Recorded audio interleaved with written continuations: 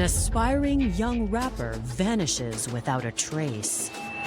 He had went to a friend's house, and that was the last time that she saw him. I was posting on Facebook and telling everybody that my brother was missing.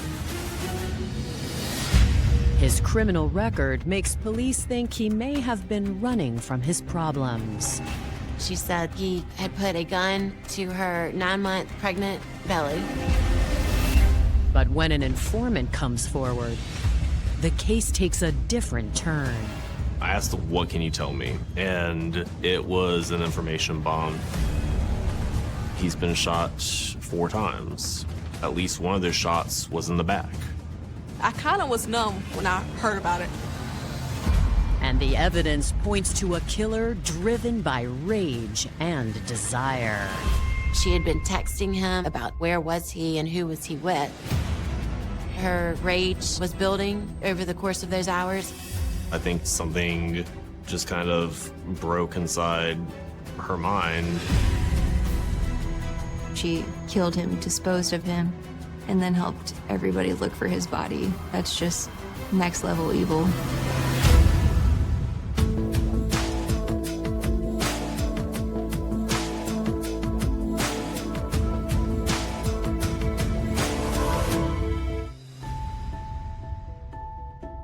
It's December 22nd, 2021 in Columbia, South Carolina.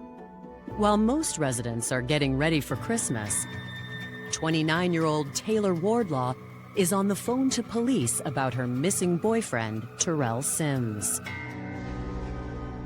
We got the call from Taylor Wardlaw that Terrell had gone missing. She said that he had last been seen 2 days prior at her house, where they lived together. Taylor says she's just now calling because she initially wasn't worried.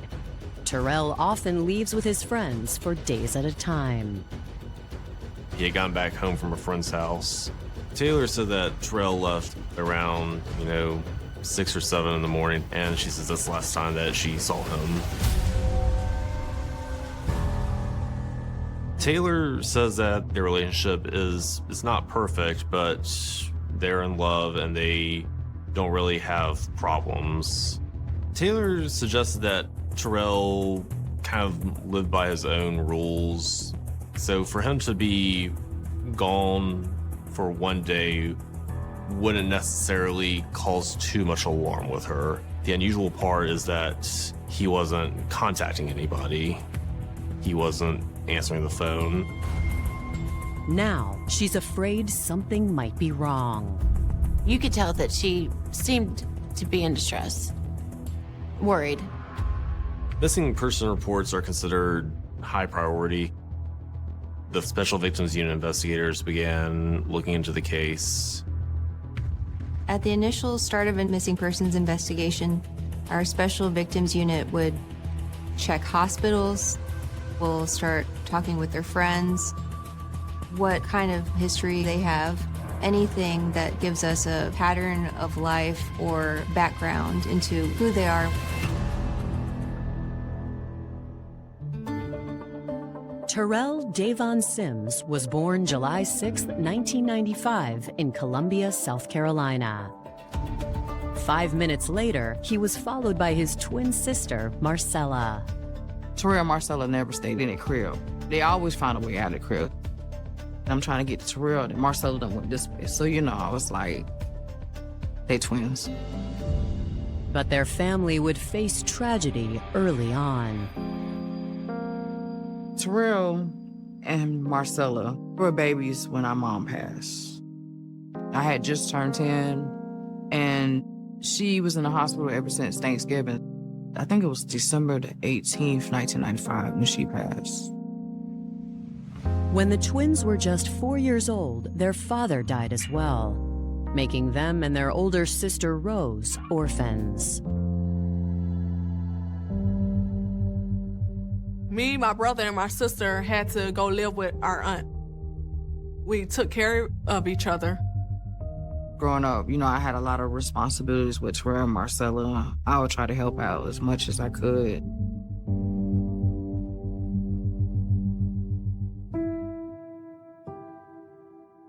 Though their childhood was not easy, the siblings took solace in each other. Terrell used to cheer me up because I was more softer and he was a little bit more tougher. He would always make me laugh and lift me up. As a teenager, Terrell's skill at making others laugh served him well in school. He was like one of those type of students that like to make people laugh in the classroom, always getting in trouble. Terrell was a class clown. Terrell's natural charm made him popular with the women in his life as well. He was a ladies' man. He was loving, sweet, funny, and he would date different girls, and that's just how he was. When I met Terrell Sims, I'd seen this boy running around in the neighborhood with no shirt on, and he just drew my attention. He was so polite. I told him my name, and I told him that I liked him, and ever since then, we was unstoppable. When his aunt's health began to fail, Terrell dropped out of school to care for her. She needed him, so he didn't turn his back on her. Anything that she needed, he was right there. After his aunt died in 2016, Terrell left home to start a life for himself.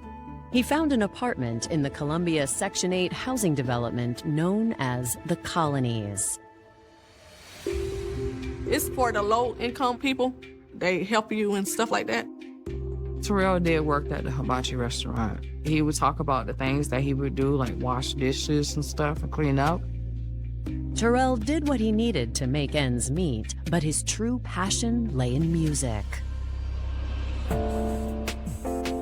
Terrell loved to come up with different rhymes, and he would always try to get me to listen to it. Terrell could sing. He used to always sing during church and all types of stuff. He was good. Terrell just loved music. Being a musician helped his image as a ladies' man as well. By the time he was 23, Terrell had fathered 3 children.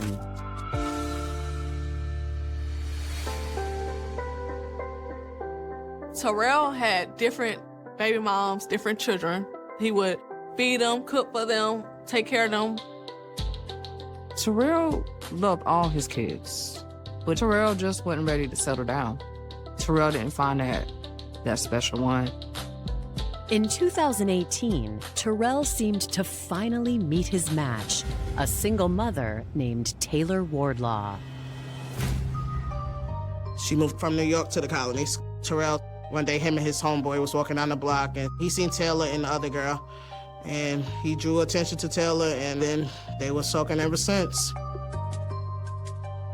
Taylor, she grew up in the Bronx, and she came from a good home. She was just family-oriented. When I first met Taylor, she just always wanted to be like an entrepreneur. You know, she wants to be her own boss. She had like a good head on her shoulders. She always gave me this vibe that like, you know, she always had it going for herself. My son with Taylor was born June 2014. We was just taking care of him as like a whole, co-parenting, everything. When that relationship ended, Taylor moved south for a new start. Before long, she'd met and fallen in love with Terrell. She took care of him. Terrell would brag about how she could cook all the time. I felt like Taylor was a step up for him. He was doing a little better with her. He started to really want for himself more. In 2020, they had a child together. And though neither were first-time parents, they were overjoyed to start their own family. After dating for 2 years, it seemed Terrell wanted to be more than just a father. That's when Terrell moved in with Taylor. Taylor would go to work in the morning and Terrell would stay home and watch the kids. And then Terrell would go to work at the hibachi restaurant. And then Taylor would take the kids. Taylor, she wanted to be the person that he spent the rest of his life with. My first impression of her as I got to know her, it was like, oh, she's stuck on him. They had just moved into a new house together. They had this new baby together. So they seemed like they were moving in the right direction.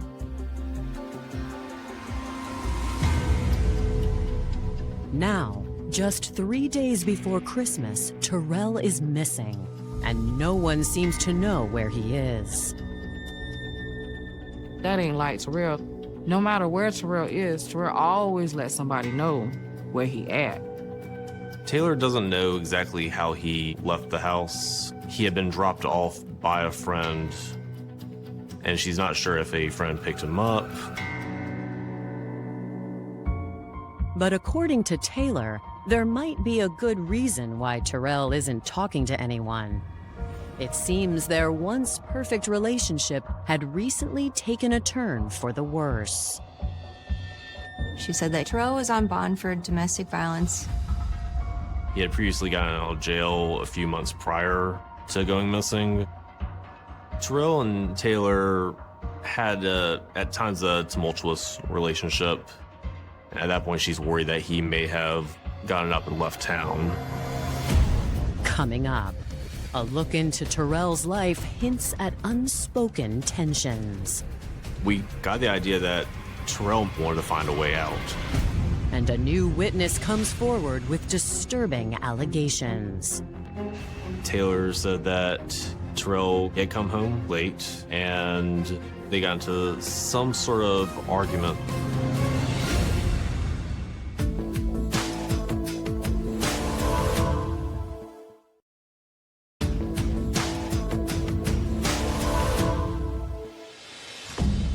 "48 hours after the last known sighting of Terrell Sims, investigators respond in person to learn more information from his girlfriend, Taylor Wardlaw. Taylor tells investigators that she and Terrell had a tumultuous history, and about 18 months ago, it turned violent. Police reports indicated that the summer of 2020, Taylor called the police to report a domestic violence event. She relayed to them that he had put a gun to her 9-month pregnant belly, threatened her life. There was nothing other than the statement to corroborate what happened. This was a he said, she said kind of situation. Ultimately, he was arrested because they did develop probable cause. Terrell had a few misdemeanors, but the charge of domestic violence seemed like a large step from his other charges. Records show Terrell sat in jail for almost a year before posting bail, missing the birth of their child. He was released 4 months prior in August of 2021, but is currently facing charges of domestic violence of an aggravated nature. And he had an ankle monitor. In this case, there's an exclusion zone that's set, and people that are on ankle monitor, they cannot go within 1,000 feet of the victim's address. There was a strict no contact provision in his bond, so he was not supposed to be in contact with Taylor, certainly not living with her. And of course, he was. Taylor never updated her address with the ankle monitor company, so that was how they circumvented being able to maintain the relationship after he bonded out.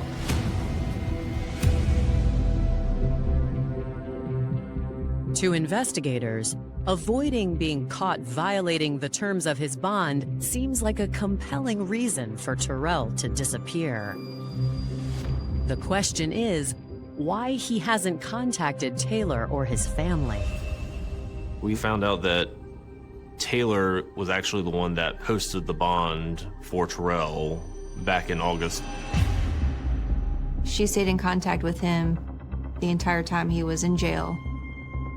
Taylor was actually trying to get the case tossed out. She even told us specifically that facts were wrong, it was a mistake. She said that she did not feel threatened by him and that she wanted him back in the home so he could be a dad to their newborn.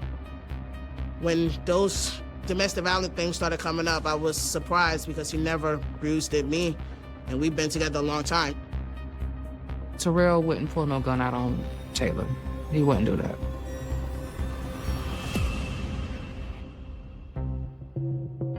According to Taylor, she and Terrell had been trying to patch things up. On December 20th, authorities received a call from the ankle monitoring company, but it wasn't a top priority for them. It's just an automatic notification to our office, but police had no information about whether he was involved in any sort of altercation or arguments with anybody else. Per protocol, Terrell's listed contacts were also notified. My cousin called me and told me that they called her about the ankle monitor being temporary, being cut off. So I got on the phone and I called Taylor. Taylor was already aware that his ankle monitor had been cut off, and she knew that the last point of the ping, the 6600 block of Monticello Road. That area of Monticello Road is pretty rural, spaced out. There's a lot of big properties, a lot of woods, a lot of creeks, a lot of streams. Taylor tells officers she got the notification 48 hours ago on the 20th, which means by now, Terrell could be anywhere.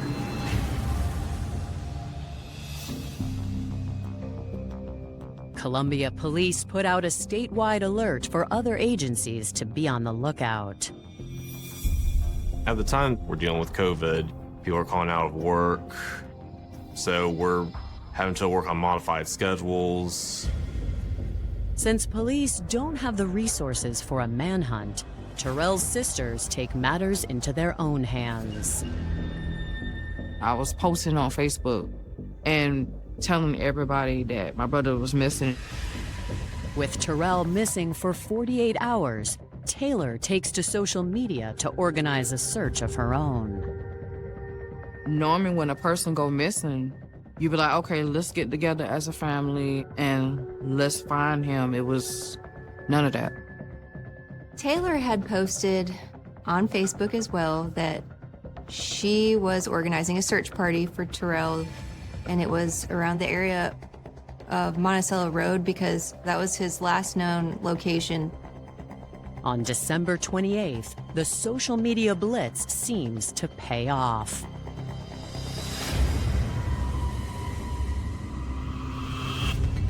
In the middle of the night, Columbia Police Department got an unexpected visitor at headquarters who wanted to speak with an investigator. She said that she might have some information regarding Terrell's whereabouts. She says he's in fact dead, and she knows who did it.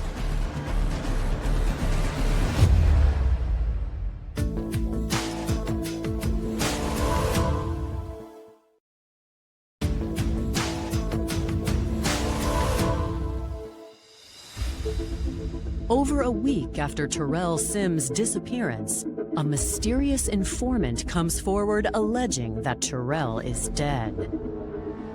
The case is immediately reassigned to Sergeant Mitch Henry with the Violent Crime Unit. I sat her down, and I always start my interviews very open-ended. What can you tell me? And it was an information bomb. The first thing that she tells me is that Taylor, who is a friend to her, as well as a male that she knew by the name Youngsta, came to her house pretty late that night. She says they sat in her car talking for a while. Then, Taylor suddenly made a startling confession. Taylor told her, I did it. I killed Terrell. The witness says that Taylor said that he had come home late and they got into some sort of argument. She thought that he was cheating on her. Taylor told her that he had hit her. And so she said she shot him. She had shot him 4 times, but one of them missed. At the time, Taylor's car was in the shop. She had a rental car. And she said that one of these bullets actually went through the siding of the house outside and struck the front hood of her rental vehicle. According to the witness, Youngsta helped Taylor get rid of the evidence. The witness didn't get the impression that he had anything to do with the killing, but did help Taylor move the body. Youngster tells Taylor, I know a spot where we can dump him. So as they're driving out there, it's a good 30, 40 minutes from Terrell and Taylor's home. They remove the ankle monitor from Terrell's leg and toss it out a window. Taylor told her that they dumped the body off of an embankment in a small creek off of Monticello Road.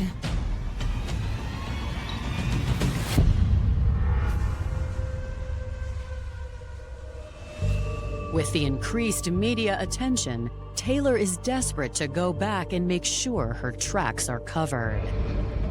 According to the witness, Taylor asked her to help move the body to a different location, which the witness was refusing to do. The witness told us the area that the ankle monitor presumably would be, which is an area near Crane Creek. The witness says they then went their separate ways, but Taylor and Youngsta left something behind. They both accidentally left their cell phones in the car. That's why she just showed up in the middle of the night, because she didn't want to be involved. So she gave them to us. Without knowing the involvement of these phones, we decided to collect them as evidence and send them off for forensic processing.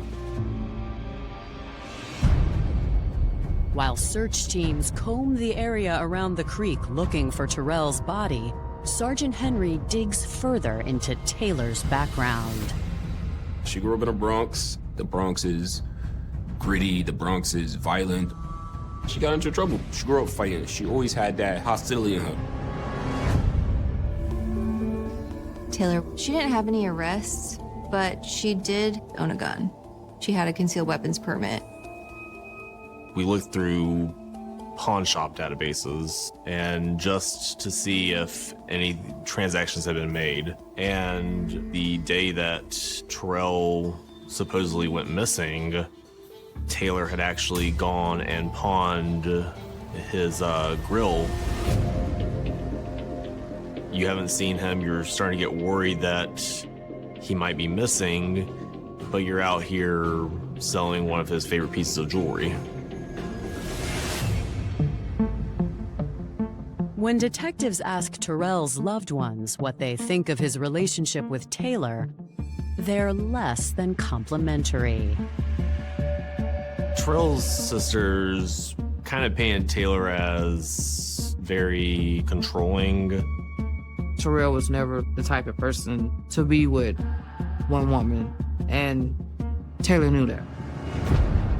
Taylor would do different things as far as tracking, monitoring his calls. She would do a lot of stuff to keep tabs on him. Like, he couldn't do nothing without her knowing. Terrell been trying to end the relationships with her for a while. And I don't think Taylor could accept the fact that Terrell didn't want to be with her anymore. We knew who the suspect was. We were in communication with Taylor. We just had to prove that it was her.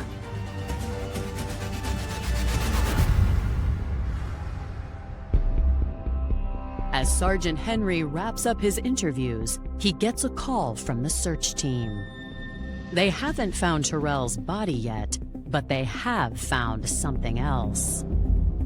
They were able to locate this ankle monitor about a mile up from the creek. It gave a lot more credibility to our witnesses' statement, and we were able to actually pull some data off of that device. You could track his movements. We see that Terrell went to Irwin Street, then he went to his friend's house, and then he came back to Taylor's house. He came home around like 4 in the morning. The last time that Terrell's ankle monitor pinged was on Monticello Road around 7:45 a.m.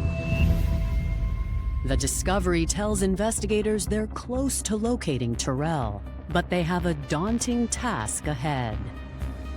So while we've narrowed down our search area, it's still a very large swath of area of creek beds and forest, and we don't have necessarily the same resources to conduct that search. Coming up, investigators identify Taylor's alleged accomplice. His real name is Eddie Brown. And it seems they both had a potential motive. She was planning to leave Terrell for Eddie. She had just had enough.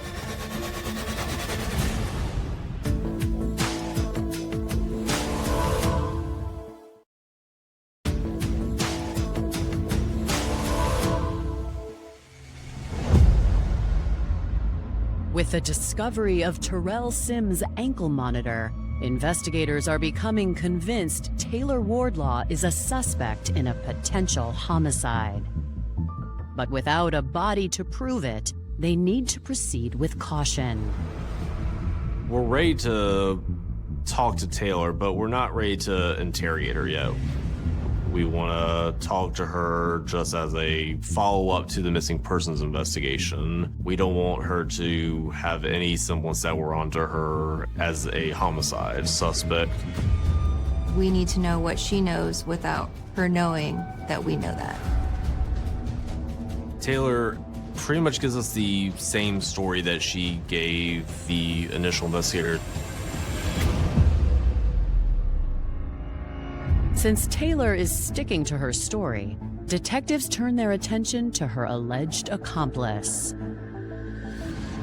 I asked the witness if she knew who Youngster was, and she had met him a few times previously, but didn't have a, official name for him. Investigator Nowlin is very good at identifying and finding people, so I said, well, what better person to try and figure out Youngster's identity? Another one of my team members, they started calling up all the local rental car agencies to see if anyone had rented a car to Taylor. And sure enough, one did. And they said, yeah, when we got the car, it had some sort of damage to the hood that she didn't report. It's a bullet hole, just like the witness said it would be. We process portions of the car with a compound that will illuminate in the presence of blood, and we found that there were traces in the trunk of the car. They can't be sure the blood is Terrell's until it's tested. As samples are sent to the lab for analysis, investigator Nowlin is having a breakthrough of her own. The witness said that Youngster had assisted in dumping his body, and she gave us his Facebook name. I did my due diligence and went to Taylor's Facebook page and located one of her friends that was Youngster, and I identified him. His real name is Eddie Brown. At the time, he lived with his aunt in the Colony Apartments. Taylor had several Facebook pages that interacted with Eddie Brown. Investigator now was able to ascertain that Eddie may have a more romantic connection to Taylor. Now we're looking at someone that may have premeditated this murder for romantic interest. Nowlin checks security camera footage at the apartment complex on the day Terrell disappeared and makes another discovery. The rental car came into the Colony Apartments at 4:33 in the morning, was there for 10 minutes. You could see Taylor getting out of her car with her 2 children and take them inside of Youngster's apartment. When she comes out, the kids are still in there, but she and Eddie get back into the car, and they drive off. Based on what the witness told us, we believed at that point when she comes in to pick Eddie up at 4:30 in the morning, Terrell's already dead. The rental car appears outside the apartments again around 8:30 a.m., giving Taylor and Youngsta plenty of time to get rid of Terrell's body. The question is, where? While we're canvassing, we found a camera right on Monticello, and we just on a whim decided, let's pull this footage.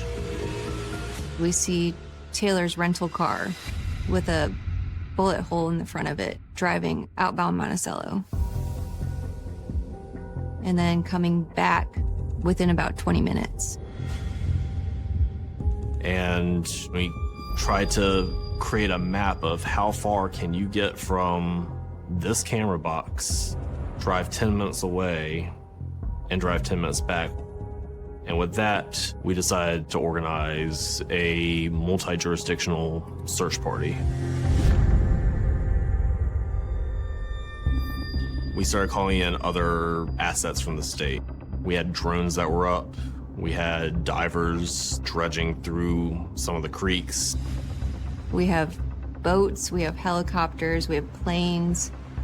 We have more people than I can even count. On January 5th, investigator Nowlin makes a gruesome discovery. The search team had checked off all of the areas that they were designated to search. So I just followed Shavers Creek. I pulled up there and I looked down and see a trash bag with what looked like a body in it.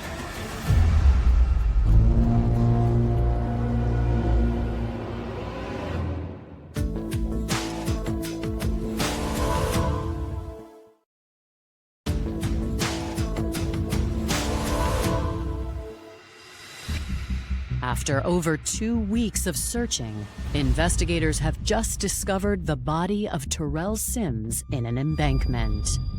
Because it was so cold and the creek was so shallow, it actually preserved his body very well. There were still a lot of features that were still evident. Tattoos could still be seen, and we can still make out that, yes, that is Terrell. Once the body is recovered, officers are able to make a positive identification while they await autopsy results. For Terrell's loved ones, the news is devastating. I've been crying and going through the emotions before because I already felt like he was gone. So when I heard that, it was like I was numb. I'm glad they found him, rather than them not finding him at all. It was emotional, but at the same time, was a little bit of justice. Later that day, Taylor Wardlaw is arrested and charged with murder. When we arrested her, she had been on the phone. All she did was just say, I'm gonna have to call you back. She knew the game was up at that point. Taylor immediately asks for a lawyer. Do you wish to talk to us? Yeah, but I still want a lawyer because I don't know why I'm here. Okay. So you want a lawyer? Mm-hmm. On January 5th, 2022, a body that was believed to be the victim was located in Shavers Creek. He's dead?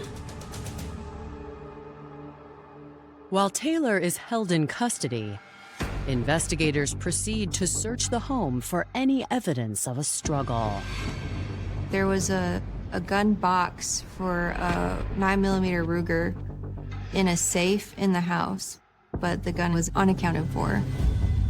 There was one swab from the living room door frame that presumptively tested positive for blood that came back to Terrell Sims' profile.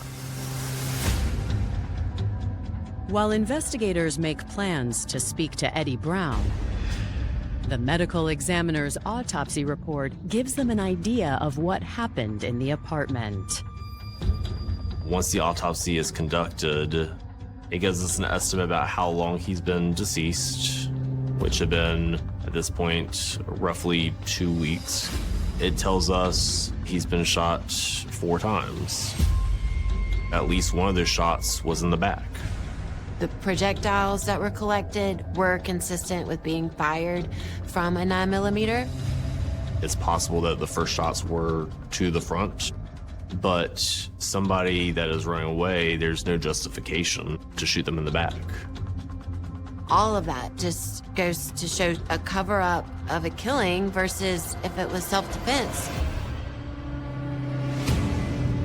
In the days that follow, 30-year-old Eddie Youngsta Brown is apprehended and questioned by police. Eddie was nervous. He knew that he didn't kill Terrell. He didn't want to go down for that. He did provide a statement, eventually admitting what his role was in this, which was assisting Taylor in putting the body from the home into the trunk of the car and then removing the monitor and assisting her with dumping the body into the creek. Based off of our interview with him, we were confident that we had enough evidence to get a conviction for accessory after the fact to the murder. So we ended up charging him with that. Eddie is released on bond while prosecutors prep the case for trial. While waiting for trial, we're starting to get back some of the results from the forensic exams that we've done, specifically on the cell phones. Taylor's phone records reveal a woman consumed by jealousy and thoughts of murder. This wasn't a spur-of-the-moment choice. She had been contemplating this for a while.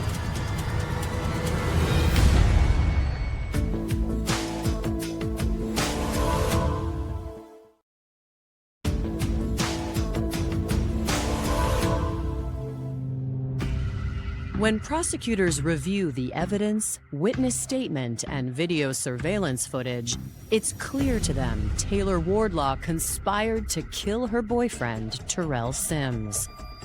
The final piece of the puzzle is motive, which her cell phone records provide. We started to get back text messages, emails, different exchanges between Taylor and Eddie. And what we come to learn is there was a relationship going on between Taylor and Eddie. She was planning to, in some capacity, leave Terrell for Eddie. Taylor might have been cheating with another man, but that didn't mean she could handle the thought of Terrell with another woman. The only motive that we could clearly see was just her anger towards him that she thought he was cheating on her. She had been texting him in the days leading up about why he wasn't coming home and where was he and who was he with. Everything that we gathered from her phone, it was just, she was jealous. If I can't have you, nobody can. To the prosecution, Taylor was a powder keg waiting to explode. And it finally happened on December 20th. She was calling him over and over and over that night. I'm sure that her rage was building over the course of those hours. In her text messages, there's no outright premeditation being said, but it's the reading between the lines. She's texting Eddie while this is all going on, saying that she thinks he's out cheating on her. He finally came home around 3:30, and then there's no phone activity for about 33 minutes. We'll never truly know what happened that night. My best working theory is an argument broke out between him and Taylor. Taylor could have started it because of her insecurities and worries about his infidelity. I think something just kind of broke inside her mind. So we believe Taylor snapped. She pulled out a gun and shot him. She obviously had a plan because she knew to go immediately to Eddie. I think that she had just had enough. After she convinced Eddie to help her get rid of Terrell's body, Taylor came up with a cover story and reported him missing. I think it's really crazy how she killed him, disposed of him, and then helped everybody look for his body. That's just next level evil.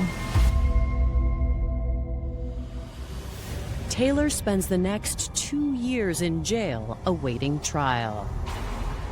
It was very obvious in this case that they were going to go the route of self-defense, considering that he was already on an ankle monitor for allegedly assaulting her a year and a half prior. But if this was truly someone that she was scared of, then why would you call him so many times that night?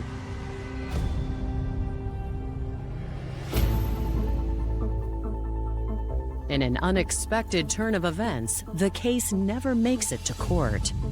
On March 25, 2024, Taylor cuts a deal with prosecutors and pleads guilty to voluntary manslaughter. She's sentenced to 20 years in prison. I felt like the time they gave Taylor wasn't enough. I felt like justice wasn't served enough for him. I thank God that she did plead guilty. It's not like I was happy, but I know God has the last say so. She didn't have to do what she did. Regardless, she can't see her kids, and they'll be adults by the time she come out. So whether it was justice or not, there's losses in both places. Terrell, he was a good person. I mean, he might not have been perfect, but if he can do anything to help anybody, that's what Terrell would do. I would miss his laughs, his random text messages, sending me pictures of his kids, joking. We was robbed of more memories, more time.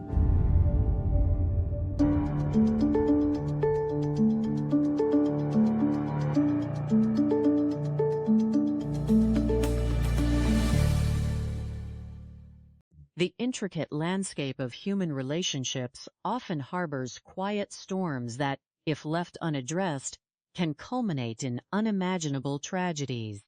To understand why cases of domestic conflict and ultimate violence occur with such alarming frequency in modern society, one must delve deep into the psychological underpinnings of toxic attachment, control, and the illusion of ownership. Many individuals enter relationships carrying unresolved personal traumas or unrealistic expectations of their partners. When these expectations clash with reality, some resort to control rather than communication. Jealousy, which is often mistakenly conflated with intense love, is in truth a manifestation of insecurity and a desire to dominate another human being. In many tragic occurrences, a partner begins to view the other not as a free individual with their own agency, but as a possession. When the possessive partner senses a loss of control, the emotional response can escalate from monitoring and tracking to direct hostility and violence. This tragic pattern repeats across various communities, often fueled by isolation, lack of conflict resolution skills, and a reluctance to seek professional help before a situation reaches a boiling point. To analyze these complex dynamics, we can look closely at the tragic story of Terrell Davon Sims and Taylor Wardlaw, a case that unfolded in Columbia, South Carolina, during the winter of 2021. By examining the lives of those involved, the critical errors made by the perpetrator, and the methodical work of the law enforcement officers, we can draw profound lessons to help prevent future tragedies and appreciate the immense dedication of those who work to uphold justice. The story begins with Terrell Davon Sims, who was born on July 6, 1995, in Columbia, South Carolina. His arrival was followed duete 5 minutes later by that of his twin sister, Marcella. From their earliest days, the twins shared an unbreakable bond, navigating a childhood that was unfortunately marked by immense sorrow. When the twins were mere infants, their mother passed away in December of 1995, leaving the family devastated. Just 4 years later, their father also passed away, leaving Terrell, Marcella, and their older sister, Rose, as orphans. The siblings were taken in by their aunt, who raised them with care and dedication. Growing up under such challenging circumstances forced the children to rely heavily on one another, with Rose taking on significant responsibilities to help care for her younger siblings. Terrell grew up to be a charismatic and light-hearted individual, often acting as the class clown during his school years. He possessed a natural ability to bring joy and laughter to those around him, using humors as a shield against the hardships of his early life. He was deeply devoted to his family, and when his aunt's health began to fail, Terrell made the difficult decision to drop out of school to become her primary caregiver. He washed dishes and cleaned at a local Japanese restaurant to make ends meet, but his true passion was music. Terrell loved to write rhymes, sing, and share his musical talents with his community. His charm and polite demeanor made him popular, and over time, he became a father to 3 children from previous relationships, always striving to support and care for them as best as he could. In 2018, Terrell met Taylor Wardlaw, a young woman who had recently moved to Columbia from the Bronx, New York. Taylor had grown up in a supportive, family-oriented environment and moved south seeking a fresh start in entrepreneurial opportunities. When they met, the connection was immediate, and they soon embarked on a serious relationship. For a time, it seemed that Taylor was a positive influence in Terrell's life, helping him strive for more and offering stability. In 2020, they welcomed a child together, expanding their family and moving into a new home. However, beneath the surface of this seemingly promising union, severe tensions were beginning to build. The relationship quickly became tumultuous, characterized by intense jealousy and control. In the summer of 2020, local authorities responded to a domestic dispute report. Taylor claimed that Terrell had threatened her life during her pregnancy.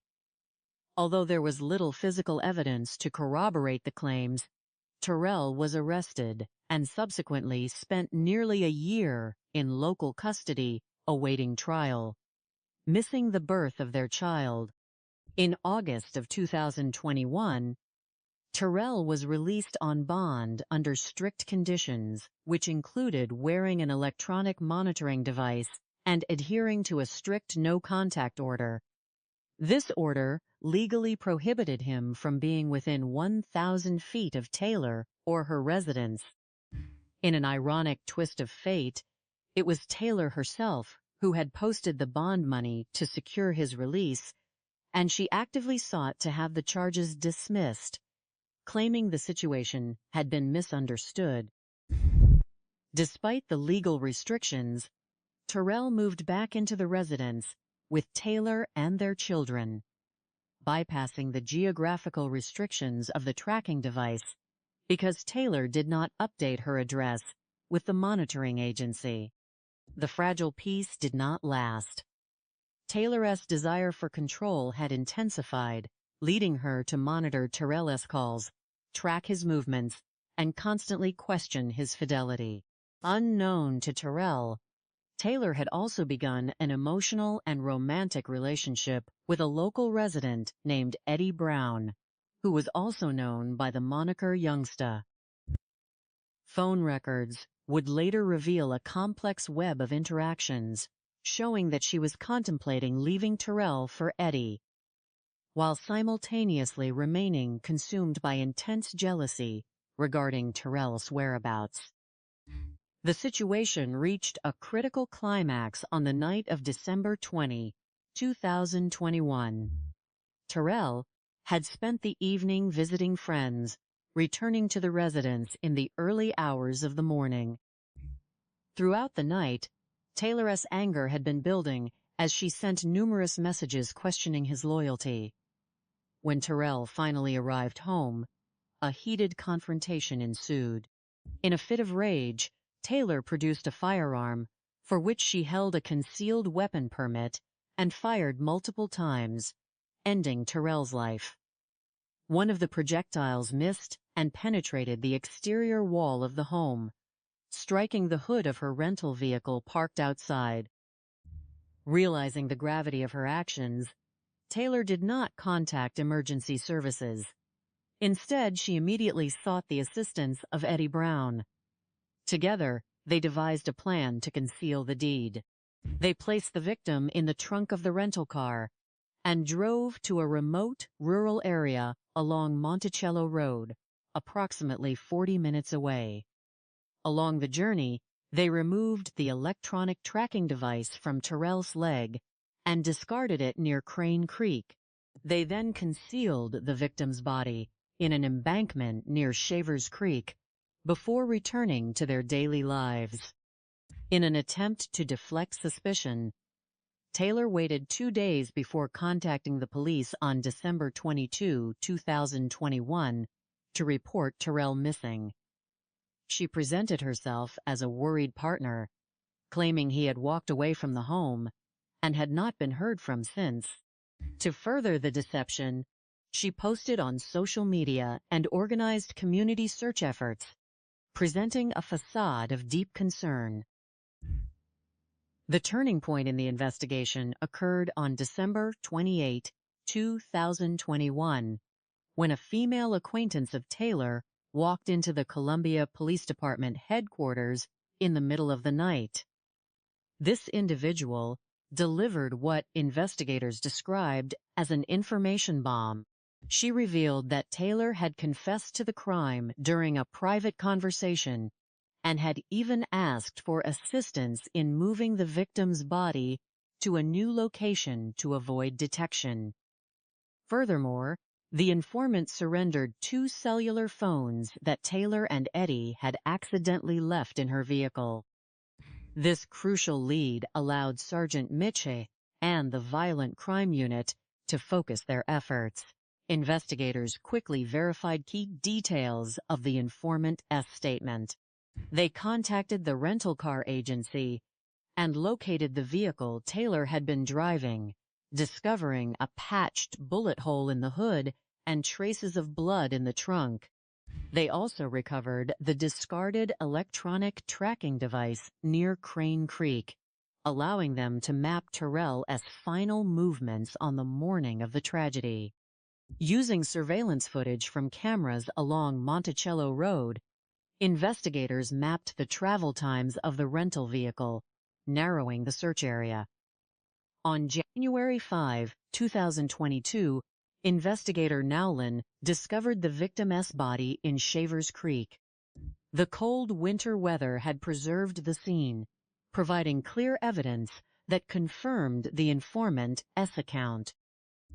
Taylor Wardlaw was immediately arrested and charged with the crime.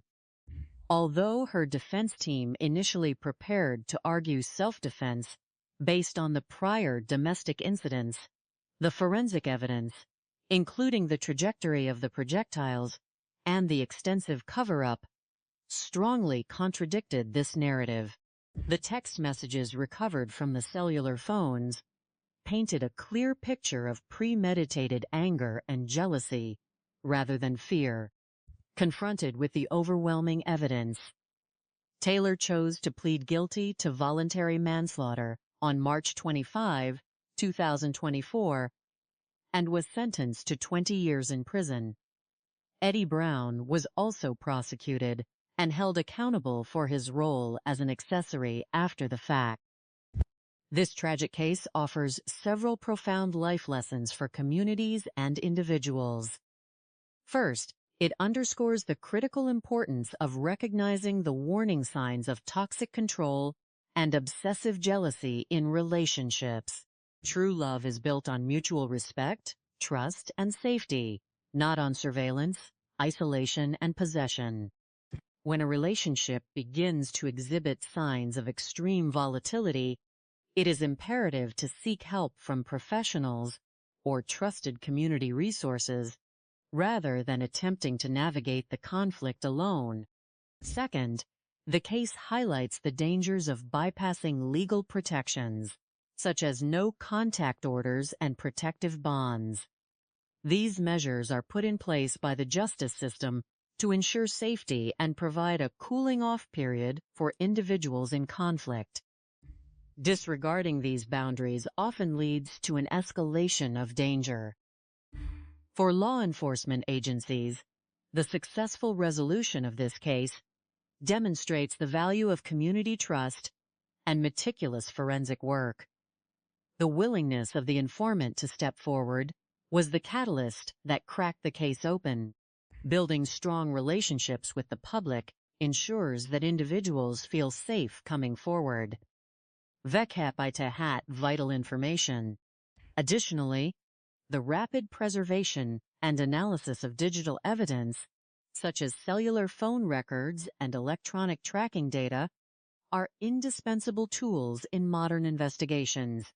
By combining traditional detective work (vekep), Itehat, advanced technological analysis, justice can be served swiftly, bringing closure to grieving families and ensuring that those who commit violent acts are held fully accountable under the law.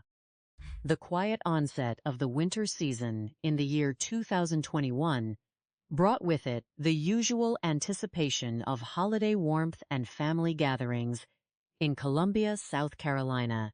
Yet, beneath the surface of seasonal celebration, a troubling mystery was beginning to unfold in a quiet corner of the city, highlighting the complex and fragile nature of human relationships.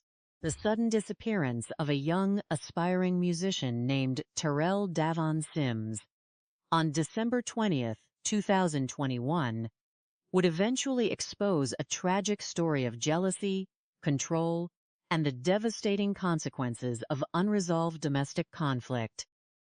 This case offers a profound look into the psychological patterns of domestic violence, the challenges faced by law enforcement, and the crucial lessons that society must learn to prevent such heartbreaking outcomes. To understand why cases of this nature occur with such tragic frequency, it is necessary to examine the underlying motives and psychological dynamics that govern toxic relationships. Often, these events do not occur in a vacuum, but are the culmination of a prolonged cycle of power and control. In many domestic tragedies, one partner exhibits a deep-seated possessiveness, viewing the other not as an equal partner, but as an individual whose choices and freedom must be strictly managed. When the partner who is being controlled attempts to assert their independence, distance themselves, or end the relationship, the controlling individual often experiences a severe threat to their sense of dominance. This perceived loss of control can trigger intense feelings of rejection, anger, and jealousy, which, when left unaddressed, can escalate into violence. In the case of Terrell Sims and his girlfriend, Taylor Wardlaw, the relationship was marked by a history of turbulence that had previously drawn to the attention of law enforcement. Terrell, born July 6, 1995, had experienced a life shaped by early adversity.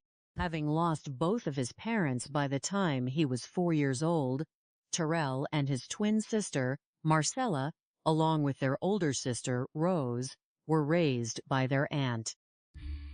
Despite these early challenges, Terrell developed a warm, charismatic personality, often using humor and music to connect with those around him.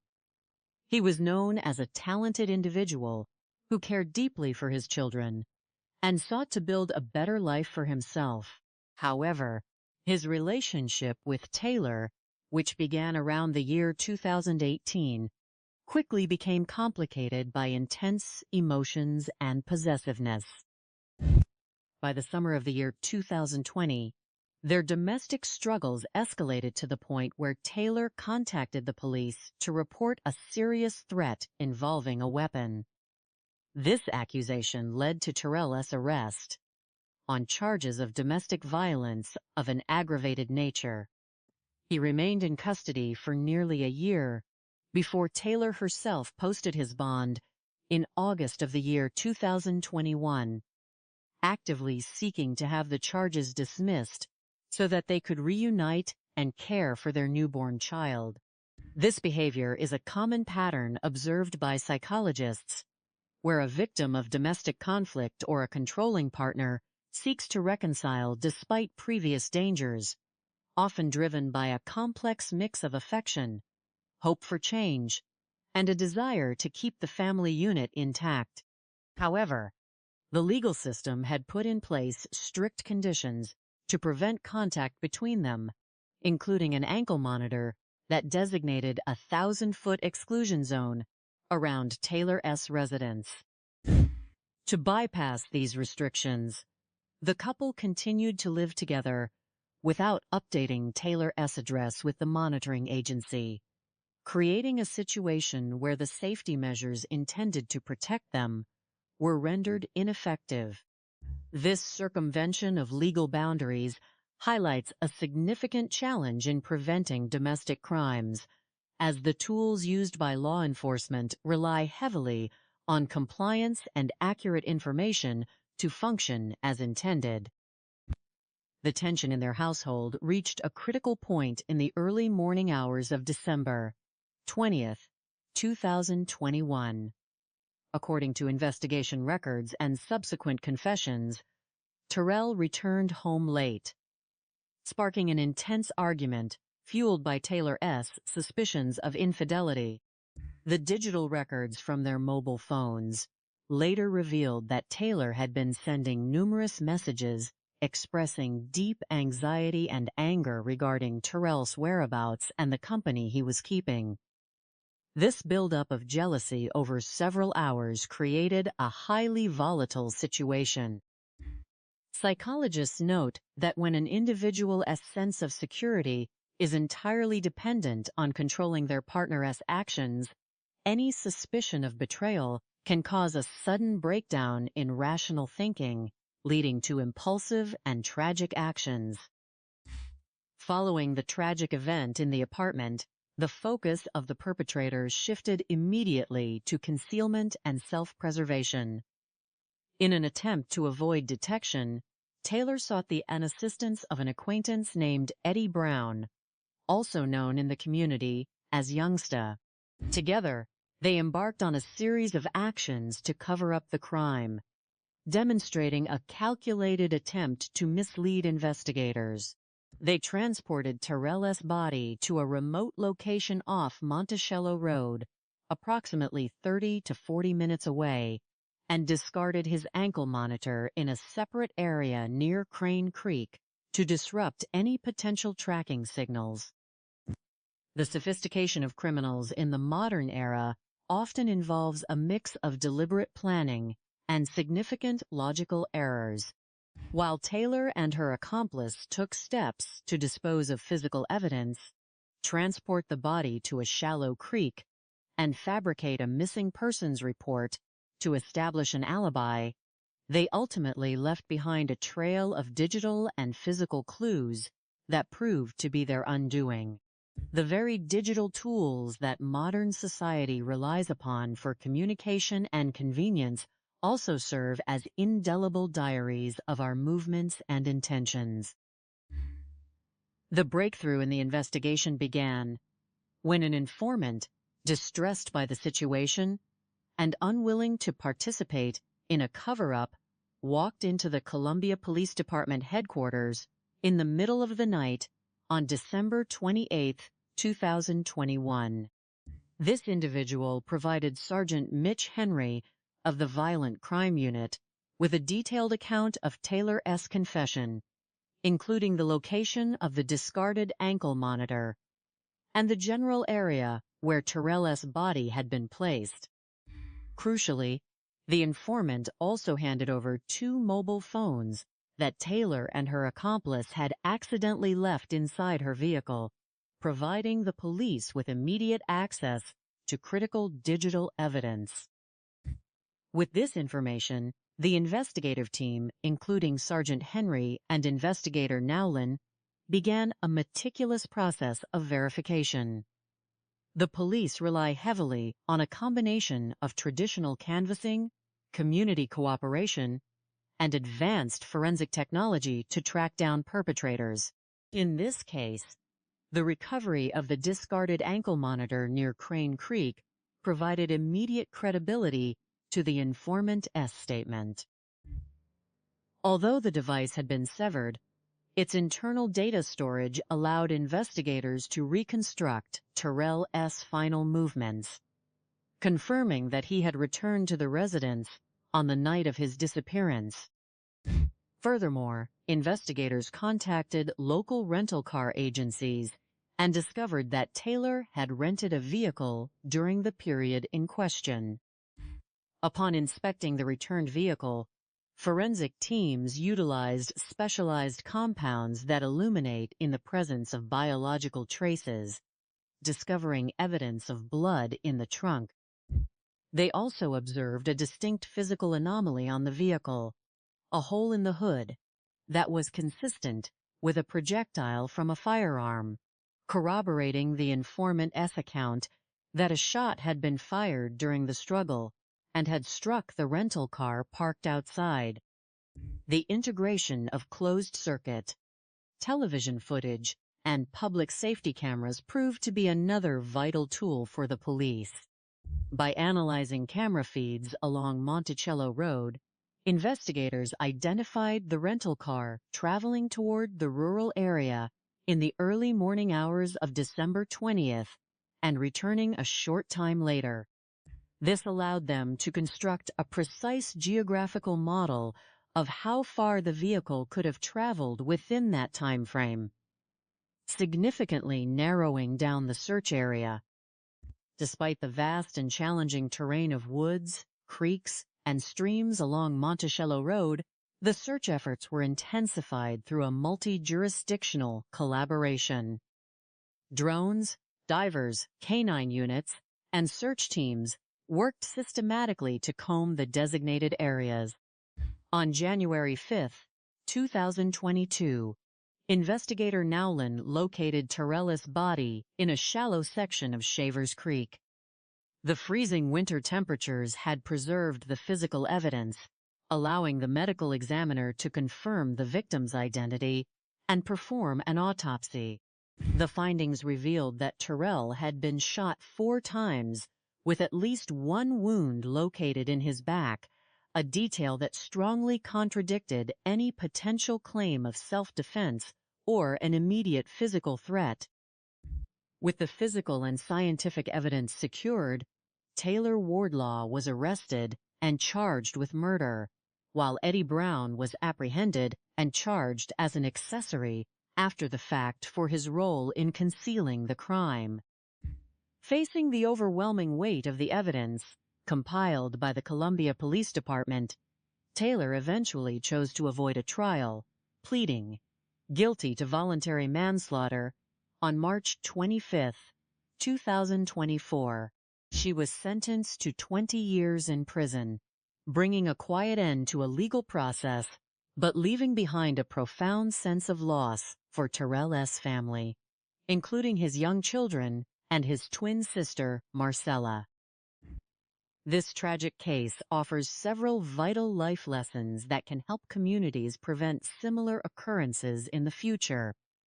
First, it underscores the critical importance of recognizing the early warning signs of domestic control and possessiveness.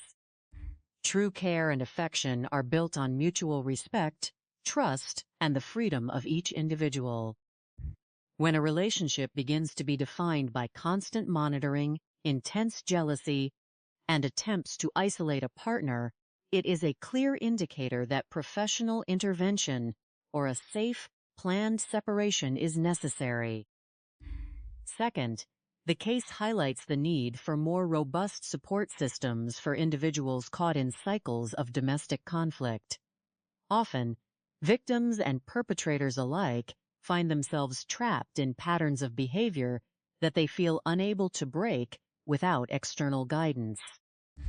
Providing accessible counseling, conflict resolution resources, and community education on healthy relationship dynamics can offer individuals alternative pathways before tensions escalate to a point of no return. Additionally, the tragedy emphasizes the limitations of technology when divorced from active social support. An ankle monitor can track location, but it cannot prevent a conflict from occurring if the underlying behavioral patterns remain unchanged and the legal boundaries are bypassed by mutual agreement. Families and friends must remain vigilant and maintain open lines of communication with their loved ones, offering a supportive space where individuals can seek help without fear of judgment. To assist law enforcement in solving jhene cases more rapidly and preventing future tragedies, several strategies can be implemented. Enhancing the integration of digital forensic capabilities within local police departments is essential, as digital footprints often provide the fastest and most reliable evidence in missing persons cases. Encouraging greater community cooperation and trust is also vital. The rapid resolution of this case was made possible because an individual felt secure enough to step forward and share critical information with investigators. By fostering a culture where safety, accountability, and mutual respect are prioritized, society can work toward reducing the frequency of these devastating events. The memory of Terrell Sims serves as a poignant reminder of the value of human life and the collective responsibility we share to protect the vulnerable, support those in distress, and honor the tireless efforts of those who work to uphold justice in our communities. The complex tapestry of human relationships often presents a delicate balance between affection and possession, a boundary that, when crossed, can lead to devastating consequences. In the study of criminal psychology and modern law enforcement, few cases illustrate this fragile boundary as clearly as the tragic disappearance and subsequent investigation of Terrell Sims in the city of Columbia, South Carolina, during the winter of the year 2021. When we examine why such cases occur with a sobering frequency in society, we must look beyond the immediate actions of the individuals involved and analyze the deeper psychological, emotional, and social dynamics at play. Often, these tragedies are rooted in unresolved interpersonal conflicts, intense possessiveness, and a profound inability to cope with the reality of rejection or infidelity. Many individuals entering relationships carry unaddressed personal challenges or past traumas, which can distort their perception of partnership, transforming what should be a supportive bond into a battleground of control. In such environments, disputes that could otherwise be resolved through communication or separation instead escalate, driven by an overwhelming desire to dominate the other person's life and choices. This tragic dynamic is further complicated by the intersection of the legal system and domestic disputes. In many recurring cases of this nature, there is a history of interventions, protective orders, or pending legal charges that, rather than diffusing the tension, sometimes exacerbate the underlying resentment.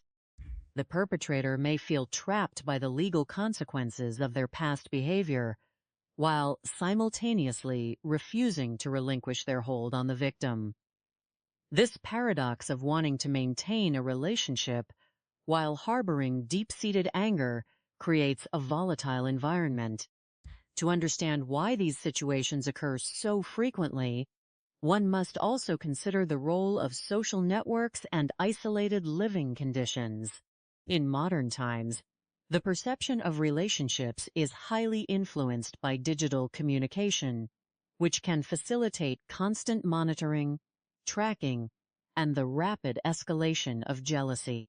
When individuals use technology not to connect, but to surveil, the resulting anxiety and suspicion can build over hours and days until a single event triggers a catastrophic response. For law enforcement, tracking down perpetrators in domestic homicides disguised as missing person cases requires a meticulous reliance on electronic and physical footprints. In the investigation of Terrell Sims, the police were faced with a narrative constructed by the very person who had initiated the call for help.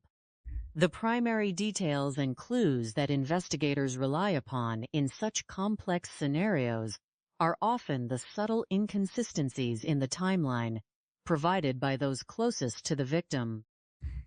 When an individual reports a partner missing, detectives look closely at the delay in reporting, the emotional tenor of the caller, and the physical state of the residents. However, in the modern era of policing, digital forensics plays a paramount role. The movement of individuals is constantly recorded by a myriad of devices, from global positioning system tracking units and cellular phones to public security cameras and transactional databases. In this specific case, the presence of an active electronic monitoring device on the victim was a critical tool. Yet it was the careful cross-referencing of this data with cellular records, rental car agreements, and local pawn shop transactions that ultimately dismantled the perpetrator's cover story. The irony of many criminal acts lies in the contrast between the perpetrator's perceived sophistication and the glaring loopholes they leave behind. A criminal may believe they have executed a flawless plan by staging a search, creating a false narrative of the victim running away from legal troubles, and recruiting an accomplice to dispose of evidence. However, this perceived cleverness is almost always undone by the chaotic nature of panic and the sheer volume of modern surveillance. The decision to remove an electronic ankle monitor and discard it, for example, shows an attempt to mislead investigators. But it simultaneously creates a precise geographical coordinate of where the device was severed, narrowing the search parameters for law enforcement. Similarly, the act of using a rental vehicle to transport evidence while failing to realize that the vehicle itself has sustained physical damage from the incident reveals a major oversight. Perpetrators often operate under the illusion that they can control every variable. Yet they routinely forget that their digital devices are constantly recording their locations, communications, and even their financial transactions, such as pawning a distinct piece of jewelry shortly after the reported disappearance. From these tragic events, society can draw profound life lessons aimed at preventing such occurrences.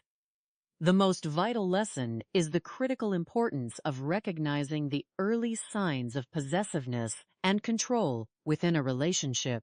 Healthy partnerships are built on mutual respect, trust, and the freedom of individual choice. When a relationship begins to exhibit patterns of intense surveillance, constant questioning, and threats of violence, it is imperative for individuals to seek external support and safe avenues of departure. Recognizing that a partner's desire to control is not a measure of love, but rather a warning sign of potential danger, can save lives. Furthermore, the community must play an active role in supporting victims of domestic tension, offering resources and non-judgmental assistance to help them navigate the difficult process of separation. For law enforcement agencies, the journey to solving these cases more rapidly lies in the integration of technology, community trust, and rapid response protocols. When a high-risk missing person report is received, especially one involving an individual with a history of domestic disputes or active legal restrictions, immediate action is paramount. By establishing strong partnerships with electronic monitoring companies, rental agencies, and local businesses, police can access critical data in the crucial first hours of an investigation. Additionally, encouraging community members to come forward without fear of involvement, as occurred with the informant in this case, is essential. Creating secure, confidential channels for witnesses to share information allows investigators to receive vital leads that can redirect an inquiry from a routine search to a targeted investigation, ensuring that justice is pursued swiftly and the truth is brought to light.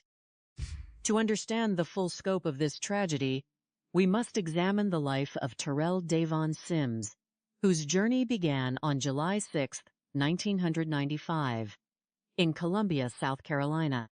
Born alongside his twin sister, Marcella, Terrell was part of a family that would experience profound loss at a very early age. The twins were still infants when their mother passed away in December of 1995, and only 4 years old when their father also died, leaving Terrell, Marcella, and their older sister Rose to navigate the world as orphans. Raised by their caring aunt, the siblings formed an unbreakable bond, relying on one another for strength and comfort. Despite the hardships of their youth, Terrell grew up possessing a natural charm and an infectious sense of humor, often acting as the class clown to bring laughter to those around him.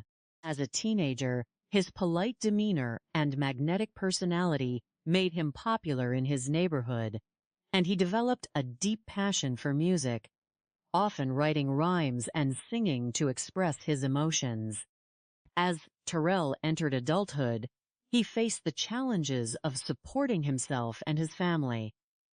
When his aunt's health began to decline, he showed his devotion by leaving school to care for her, standing by her side until her passing in 2016. Seeking a fresh start, Terrell moved to an apartment complex known as the Colonies, a housing development in Columbia. He took on various jobs, including working at a local hibachi restaurant, to make ends meet while continuing to pursue his musical dreams. Terrell was also a father to 3 young children from previous relationships, and though he struggled to settle down, his family recalled his love and dedication to his kids. In 2018, Terrell met Taylor Wardlaw, a young mother who had recently relocated from the Bronx, New York, to the Colonies in search of her own entrepreneurial goals. The two began dating, and their relationship initially seemed to bring positive changes to Terrell's life, leading to the birth of their child in 2020, and their decision to move into a new home together. However, beneath the surface of their shared life, significant tensions began to develop. The relationship was marked by volatility, and, in the summer of 2020, an incident occurred that led to Terrell's arrest on domestic violence charges. He remained in custody for nearly a year before Taylor, who continued to maintain contact with him and sought to have the charges dismissed, posted his bond in August of 2021. Upon his release, Terrell returned to live with Taylor, despite strict court-ordered bond conditions that included a no-contact provision and an electronic ankle monitor designed to keep him away from her residence. To avoid detection, the couple did not update Taylor's address with the monitoring company, allowing them to circumvent the geographic restrictions. The uneasy peace did not last, and by the winter of 2021, the underlying jealousy and possessiveness in the relationship reached a critical point. On the morning of December 20th, 2021, Terrell's electronic ankle monitor was abruptly cut off, triggering an automated notification to the monitoring service and subsequently to his family contacts. 2 days later, on December 22nd, Taylor Wardlaw contacted the Columbia Police Department to report Terrell missing, claiming she had last seen him leaving their home on foot early on the morning of December 20th, and that she had initially not been worried due to his habit of occasionally away with friends. As the Special Victims Unit began their investigation, checking local hospitals and speaking with acquaintances, Terrell's sisters took to social media to raise awareness about his disappearance. Taylor also organized a public search party in a rural area along Monticello Road, the location of the final signal received from Terrell's ankle monitor. The investigation took a dramatic and unexpected turn on the night of December 28th, when an informant walked into the Columbia Police Department headquarters. The witness, a friend of Taylor, delivered a stunning revelation to Sergeant Mitch Henry of the Violent Crime Unit. She stated that late on the night of Terrell's disappearance, Taylor and an acquaintance known as Youngsta had visited her. During this visit, Taylor had confessed to shooting Terrell during a domestic dispute at their home after suspecting him of infidelity. According to the informant, Taylor claimed that one of the shots had missed and struck the hood of her rental vehicle. The accomplice, Youngsta, had then helped Taylor transport the body to a remote location off Monticello Road, where they discarded the ankle monitor and left the body near a creek bed. Desperate to ensure her actions remained hidden, Taylor had later asked the informant for assistance in moving the body a second time, a request the informant refused. Before leaving the informant's vehicle, both Taylor and Youngsta had accidentally left their mobile phones behind, which the informant promptly turned over to the police as crucial evidence. Armed with this critical information, Sergeant Henry and his team began to verify the witness's account. They searched the area near Crane Creek and successfully recovered Terrell's discarded ankle monitor, validating the informant's timeline. Investigators then focused on identifying the individual known as Youngsta. Through diligent research on social media and database queries, investigator Nowlin identified him as 30-year-old Eddie Brown, who resided in the colony's apartment complex.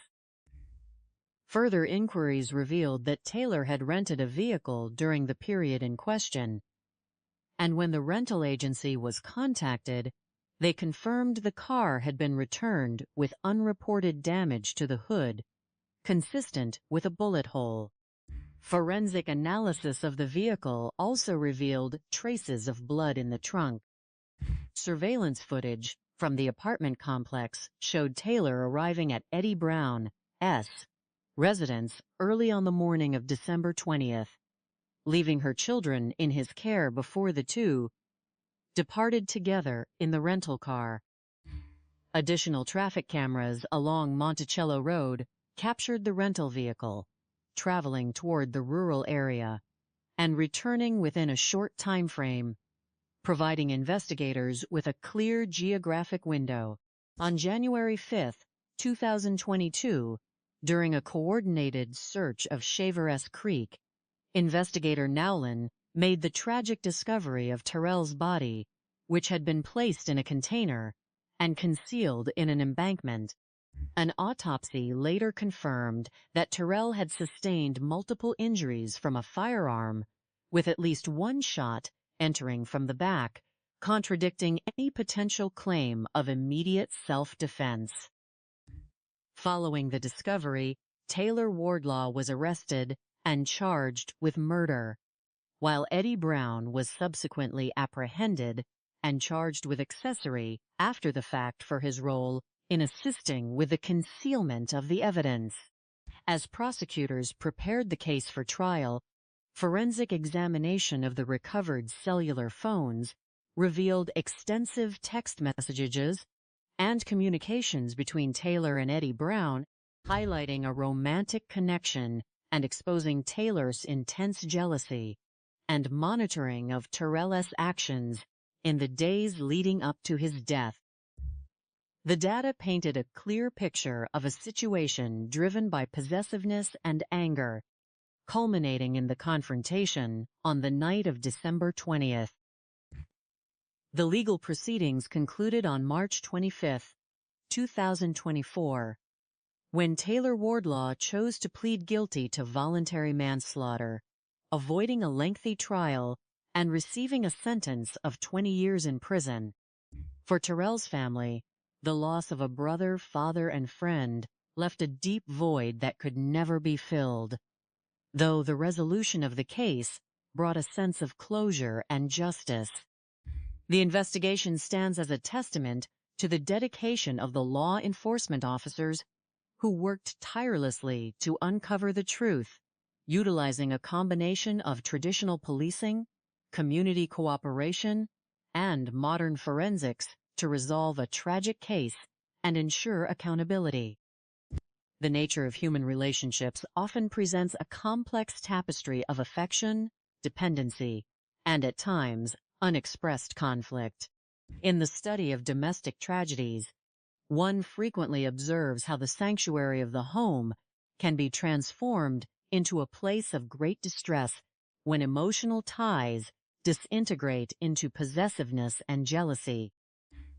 The tragic loss of Terrell Devon Sims in the winter of the year 2021 serves as a profound subject for analysis, offering deep insights into the psychological motives behind such occurrences, the intricate pathways of forensic investigations, and the critical lessons that society must draw to prevent future harm.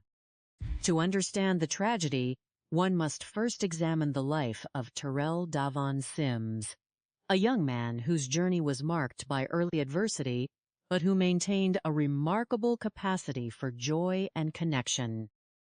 Born on the 6th of July in the year 1995 in Columbia, in the state of South Carolina, Terrell entered the world alongside his twin sister Marcella. The bond between the siblings was forged in the crucible of early loss. Their mother passed away on the 18th of December in the year 1995, when the twins were only infants.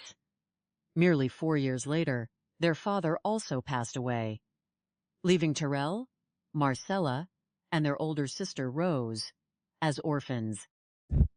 Raised by a devoted aunt, the siblings learned to rely heavily on one another.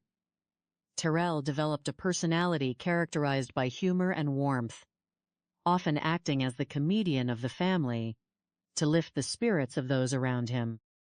He was a natural charmer, a young man who possessed a deep love for music, singing in church and writing creative rhymes.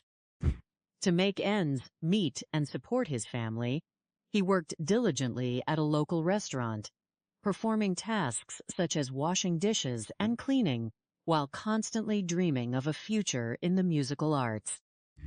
He was also a father to 3 young children from previous relationships, displaying a deep affection for his offspring, despite the complexities of his personal life. In the year 2018, the path of Terrell crossed with that of Taylor Wardlaw, a young mother who had recently relocated to the state of South Carolina from the Bronx, a borough in the city of New York. Taylor was known as a family-oriented individual with aspirations of becoming an entrepreneur. She possessed a strong personality and was determined to build a successful life for herself and her children. The relationship between Terrell and Taylor grew rapidly, and by the year 2020, they had welcomed a child of their own.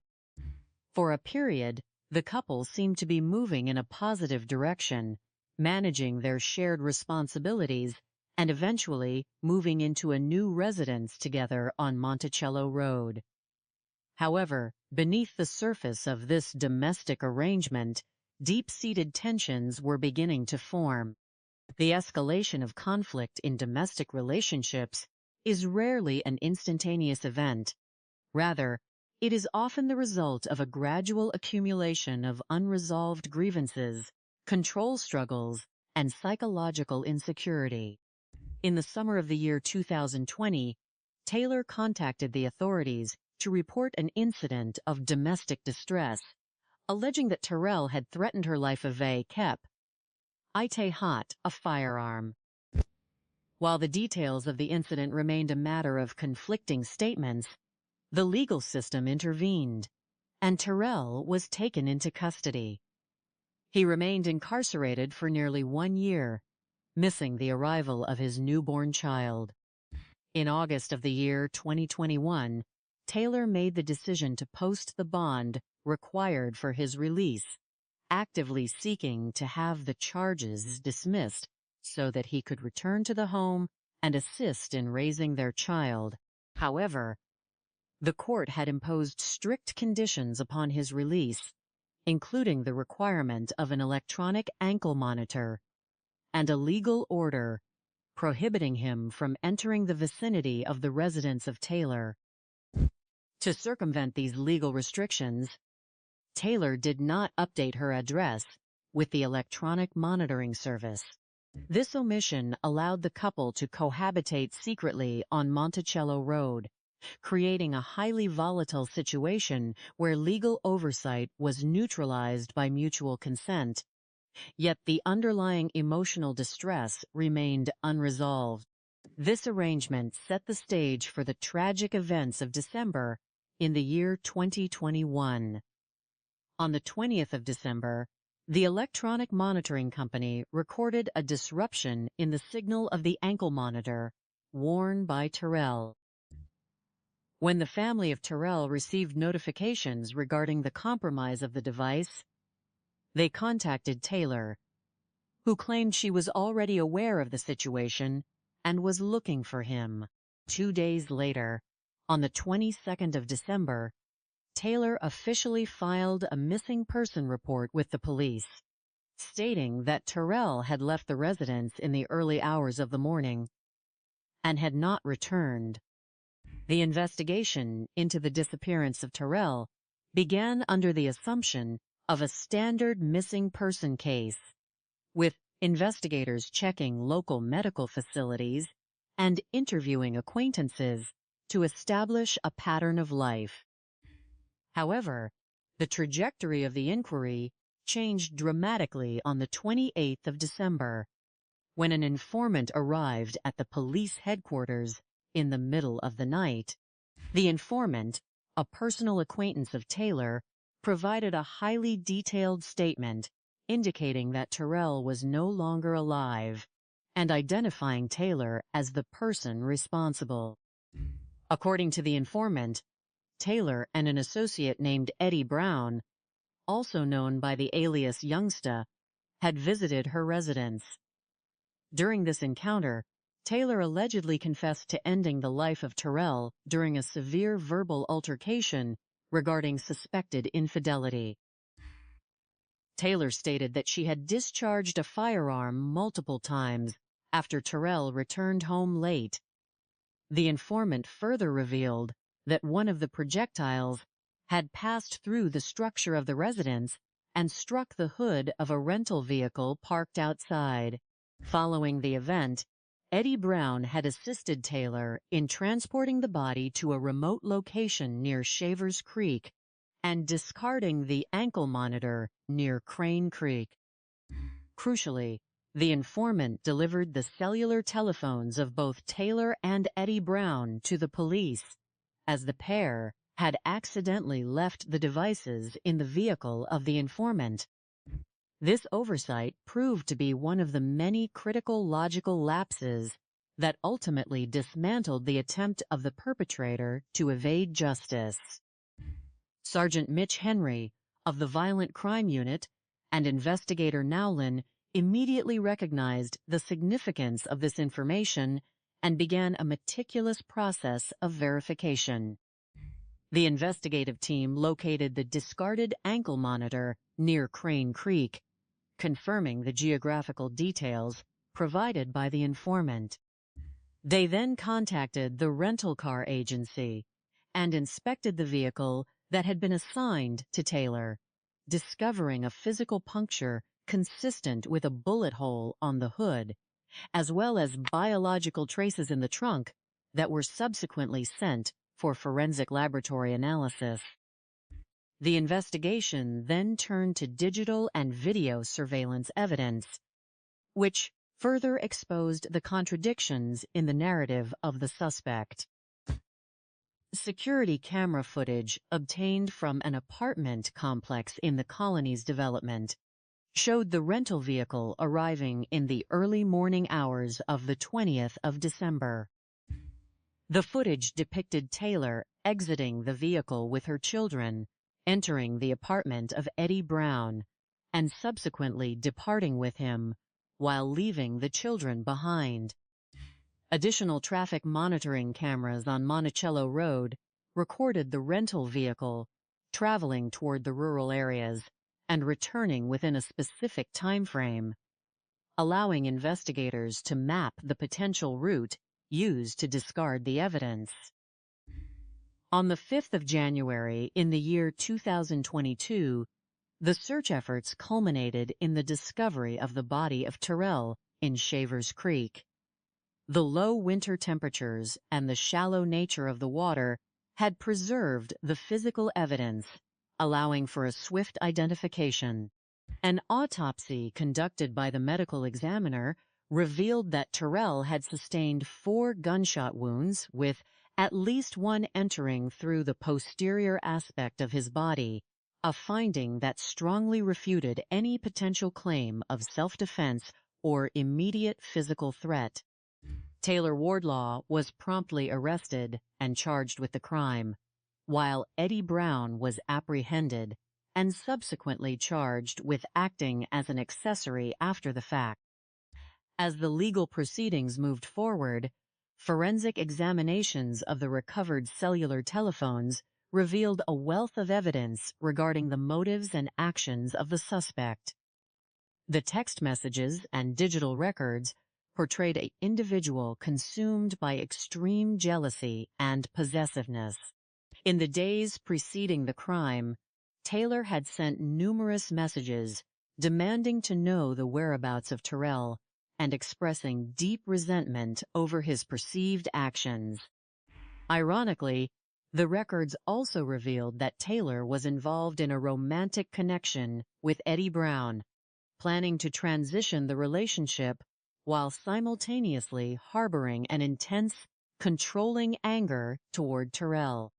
This emotional paradox, where an individual demands absolute fidelity while secretly disengaging from the relationship themselves, is a recognized psychological pattern in domestic conflicts.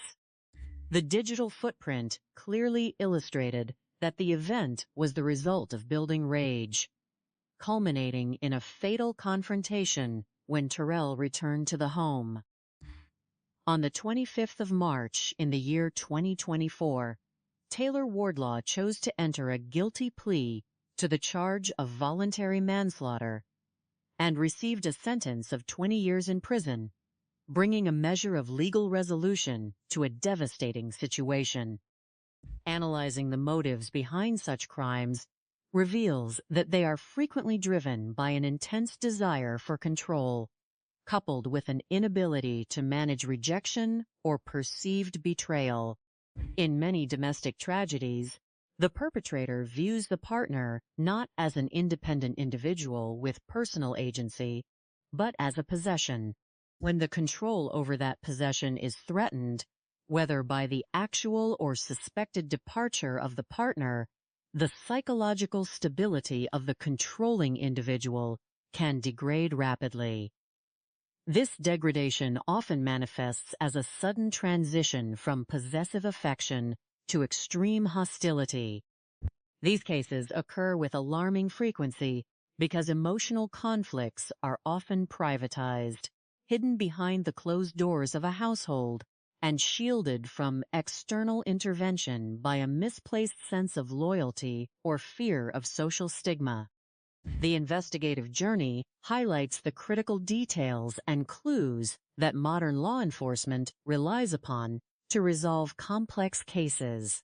In this instance, the success of the police was not the result of a single dramatic discovery, but rather the systematic accumulation of electronic, physical, and testimonial evidence. The digital footprints left by cellular devices, the geographical data from the electronic monitoring system, and the physical evidence preserved on the rental vehicle created an undeniable chain of facts. The sophistication of modern criminals is often overestimated.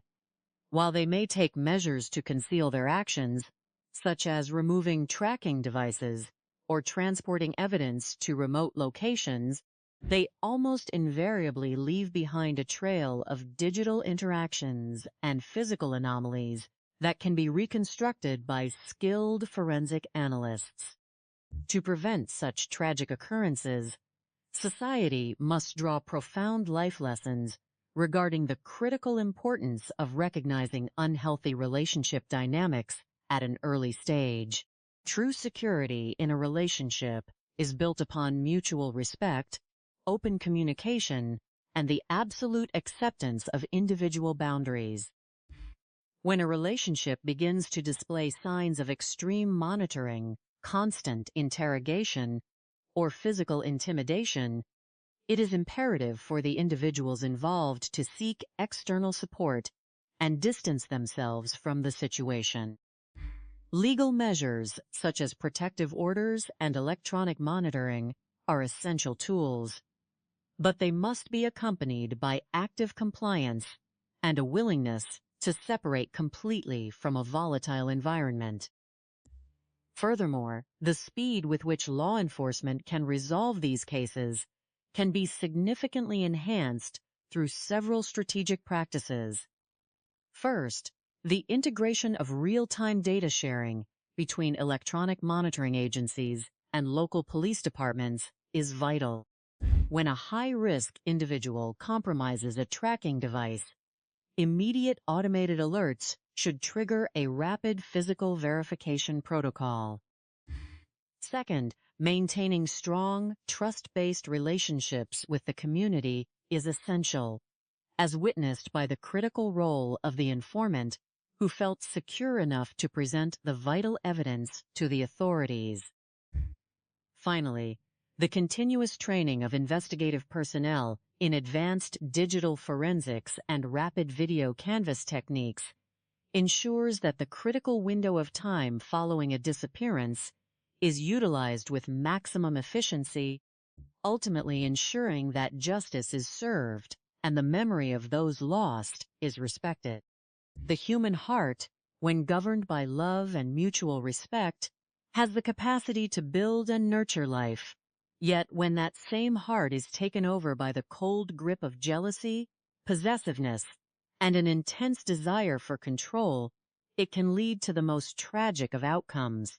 The story of a young life cut short in Columbia, South Carolina, during the winter of 2021, serves as a sobering reminder of the devastating consequences of domestic turmoil and the utter futility of trying to escape the watchful eyes of modern justice. This case, involving a 26-year-old aspiring musician named Terrell Sims and his 31-year-old partner, Taylor Wardlaw, unfolds as a complex narrative of broken trust, deep-seated insecurity, and a flawed cover-up that ultimately crumbled under the weight of meticulous police work and digital forensics. By analyzing the psychological elements of this tragedy, the technical details that led to its resolution, and the broader societal lessons it offers, we can find a profound path toward healing, vigilance, and the prevention of similar events in our communities. To understand how such a tragedy occurs, we must first look at the lives of those involved and the environment in which their relationship was forged. Terrell Devon Sims was born on July 6, 1995, in Columbia, South Carolina, followed just 5 minutes later by his twin sister, Marcella. From their earliest days, the twins were inseparable, characterized by their energetic personalities and an innate ability to find humor in almost any situation. Their childhood, however, was marked by profound loss. When the twins were only babies, their mother passed away after a long illness in December of 1995. Just 4 years later, their father also departed, leaving Terrell, Marcella, and their older sister Rose as orphans. Raised by a loving aunt, the siblings formed an incredibly tight bond, relying on each other for support and emotional comfort. Terrell grew up as a charismatic and high-spirited individual known as the class clown, who could easily diffuse tension with a quick joke or a bright smile. As Terrell grew into young adulthood, he found himself drawn to the world of music, using his natural rhythm and vocal talent to express his feelings and aspirations. He worked various jobs, including a position at a local hibachi restaurant, to make ends meet, but his heart was always in his craft. Known for his charm and magnetic personality, he was popular in his neighborhood and had fathered 3 children by the time he reached his early 20s. While he was a dedicated father who loved to cook and care for his little ones, he struggled to find stability in his romantic endeavors until he met Taylor Wardlaw in 2018. Taylor had recently moved to South Carolina from the Bronx, New York, seeking a fresh start for herself and her young son, who had been born in June of 2014. She was viewed by many as a driven individual, an aspiring entrepreneur with a strong work ethic and a desire to build a stable, prosperous future. When Terrell and Taylor began dating, it seemed to many in their social circle that she was a positive influence, helping him focus on his goals and build a more structured life. By 2020, the couple had welcomed a child of their own, creating a combined family that they hoped would anchor them in their new home. However, beneath the surface of this seemingly progressing relationship, serious fractures were beginning to form. The dynamic between them was characterized by intense attachment, which slowly morphed into an unhealthy level of control. According to those who knew them, Taylor grew increasingly possessive, using tracking software and constantly monitoring Terrell's communications in an effort to maintain constant knowledge of his whereabouts. Terrell, who valued his independence and was known to enjoy the company of friends and different acquaintances, began to feel suffocated. The tension escalated to a point where, in the summer of 2020, law enforcement was called to intervene following allegations of domestic violence. While the legal proceedings resulting from this incident were complex and built largely on contrasting personal statements, they resulted in Terrell spending nearly a year in custody before Taylor herself posted his bond in August of 2021.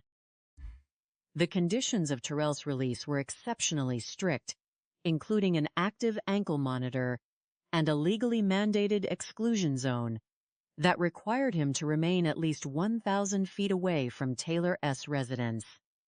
This legal safety net, however, was quietly bypassed by the couple.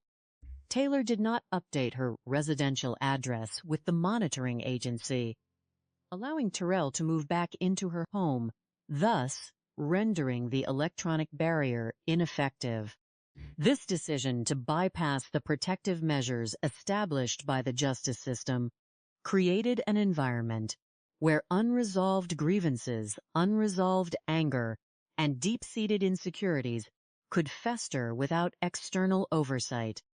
It is a recurring pattern in many domestic cases where individuals choose to reconcile or ignore legal boundaries, believing they can manage the volatile dynamics on their own, only to find themselves trapped in the same destructive cycle. The climax of this volatile relationship occurred in the early morning hours of December 20th, 2021. Terrell had spent the evening visiting with friends and returned to the residence on Mossall Road at approximately 3:30 in the morning. For hours prior to his arrival, Taylor had been sending a barrage of messages, driven by an overwhelming suspicion that he was being unfaithful. The digital record of that night reveals a growing state of distress and anger that culminated when Terrell finally stepped through the door. While the exact details of their final exchange remain known only to those who were present, the evidence suggests that an argument erupted almost immediately. In a moment of absolute escalation, a firearm was discharged multiple times, ending the life of the young father. The events that followed the tragedy highlight a tragic and deeply misguided attempt to evade accountability. Rather than contacting emergency services or reporting the incident, Taylor chose to construct an elaborate cover-up. She sought the assistance of an acquaintance, a 30-year-old man named Eddie Brown, who was known in their circle as Youngsta. Together, they embarked on a series of decisions designed to conceal the truth and mislead both the family and the authorities. They transported the victim to a rural and secluded area near Monticello Road, where they deposited his remains in an embankment near Shavers Creek.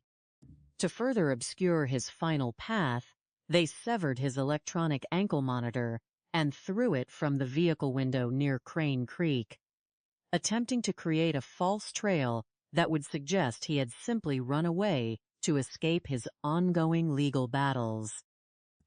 With the physical evidence hidden, Taylor turned her attention to creating a convincing narrative of innocence.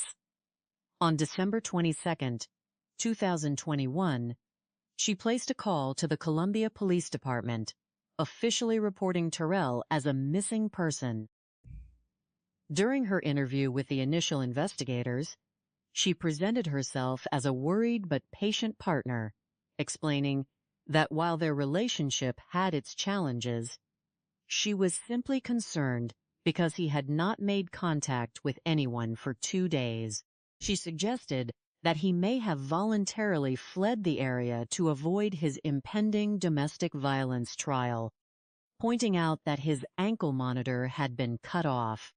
To reinforce this narrative, she took to social media, posting emotional appeals for information and even organizing a search party in the very rural areas along Monticello Road, where Shikanove kept his body had been placed. This calculated behavior, often referred to by experts as next-level deception, is a stark reminder of how guilt can mask itself as grief in an attempt to deflect suspicion. However, the truth has a way of rising to the surface, especially when confronted with the precision of modern investigative techniques and the power of human conscience. On December 28, 2021, a witness who could no longer carry the weight of the secret walked into the Columbia Police Department headquarters in the middle of the night. This individual, who had been approached by Taylor for assistance in relocating the remains, decided to tell the truth. The information provided by this informant acted as an investigative catalyst, completely shifting the trajectory of the case from a standard missing person inquiry to a highly active homicide investigation.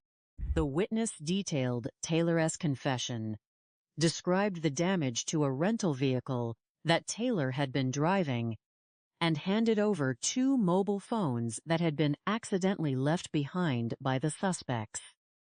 This breakthrough allowed Sergeant Mitch Henry and his dedicated team of investigators to begin systematically dismantling the fabricated alibi.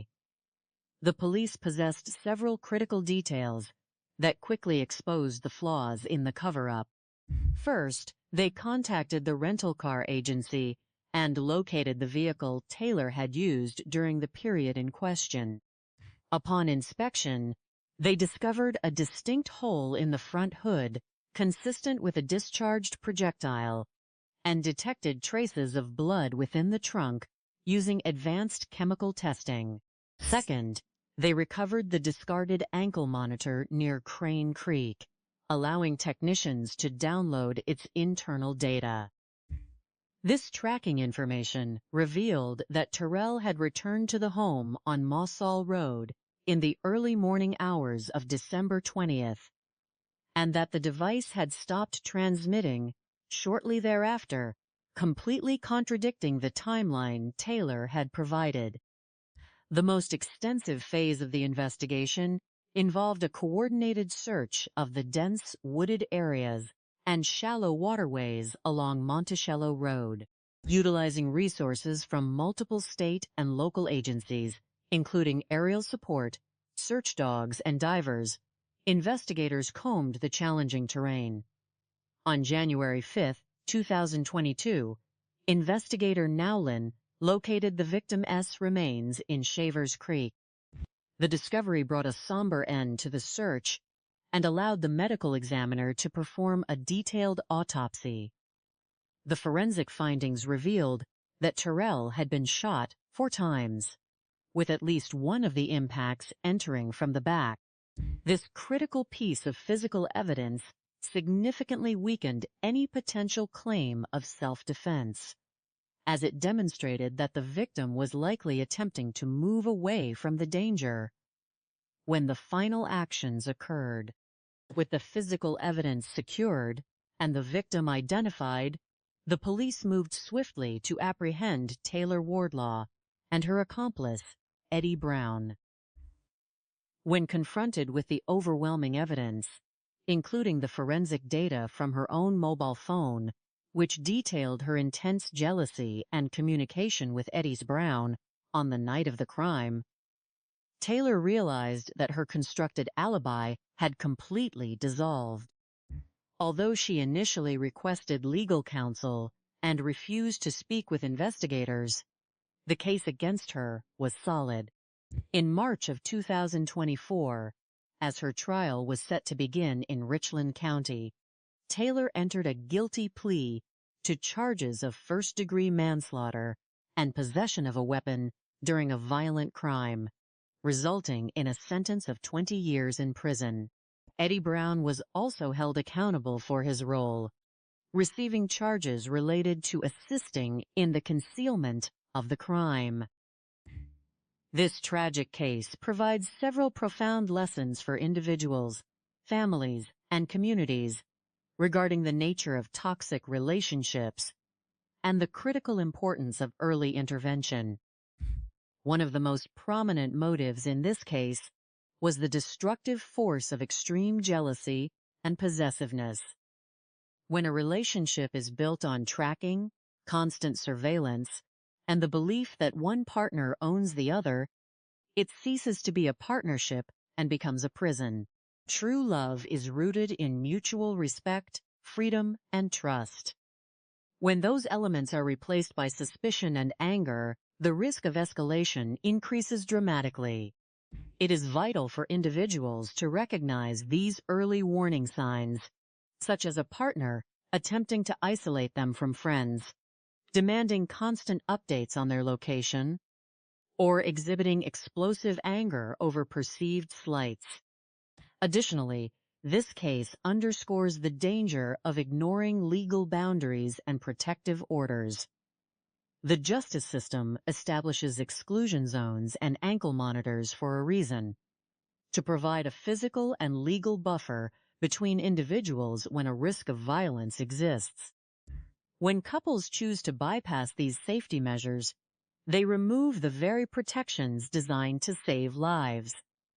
It is crucial for families and friends to support victims of domestic conflict in maintaining these boundaries, rather than encouraging reconciliation in volatile situations. Education plays a vital role here, as communities must understand that domestic safety is not a private matter to be resolved behind closed doors, but a shared responsibility that requires the support of legal, social, and spiritual networks. From an law of a KEP enforcement perspective, this case highlights the immense value of rapid, multi-jurisdictional cooperation and the integration of diverse investigative tools. The transition from a missing person report to a homicide arrest was achieved through a combination of traditional community policing, such as cultivating reliable informants and cutting-edge forensic science. By utilizing GPS data from the ankle monitor, analyzing cell phone tower pings, and employing chemical agents to detect trace biological evidence, the police were able to build an undeniable case that left no room for evasion. To catch perpetrators faster in the future, police departments can continue to invest in advanced training for digital forensics, maintain open and trusting relationships with the communities they serve, and establish rapid response protocols that allow for immediate coordination during the critical first 48 hours of a disappearance. Ultimately, while the legal system achieved justice by holding the perpetrators accountable, the loss felt by Terrell Sims' family remains a deep and lasting wound. His sisters, children, and friends were robbed of a young man who, despite his flaws, possessed a vibrant spirit, a love for music, and a deep commitment to his family. The memory of his laughter and his unique creative talents will live on in the hearts of those who loved him. By reflecting on his story, they kept hot empathy, understanding the tragic errors of those who sought to control him, and committing ourselves to building safer, more respectful relationships, we can work together to ensure that such next-level tragedies are prevented, and that the victory of light, truth, and justice remains absolute. In the study of modern criminal justice, few phenomena are as tragic and unfortunately common as the transformation of domestic relationships into scenes of ultimate harm. The case of Terrell Davon Sims and Taylor Wardlaw serves as a profound and sobering example of how possessiveness, unchecked emotional volatility, and a desire for control can lead to an irreversible tragedy. By analyzing the psychological motives, the forensic journey of law enforcement, and the common patterns in these occurrences, society can draw vital lessons to recognize early warnings and prevent similar outcomes in the future. To understand why such incidents occur with alarming frequency across many communities, one must examine the psychological progression of possessiveness. Often, relationships that begin with intense affection can quietly devolve into dynamics of control. For individuals who harbor deep insecurities, a partner is not viewed as an independent person with their own agency, but rather as an extension of their own self-worth. When the partner attempts to assert independence or end the relationship, the possessive individual experiences a profound threat to their identity. In this case, family members noted that Terrell had been attempting to distance himself and end the relationship for some time. This desire for independence was met with escalating monitoring, tracking of telephone calls, and ultimate hostility. When a person believes they are losing their grip on someone they consider their possession, their internal frustration can build until it reaches a dangerous boiling point.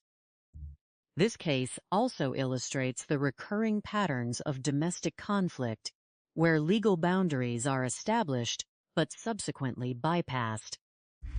Terrell was on bond for prior domestic allegations and was monitored by an electronic ankle device, which was programmed with a strict exclusion zone requiring him to remain at least 1,000 feet away from Taylor S. residence.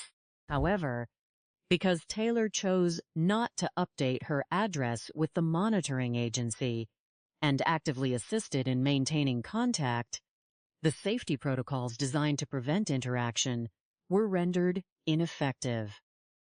This highlights a critical societal issue.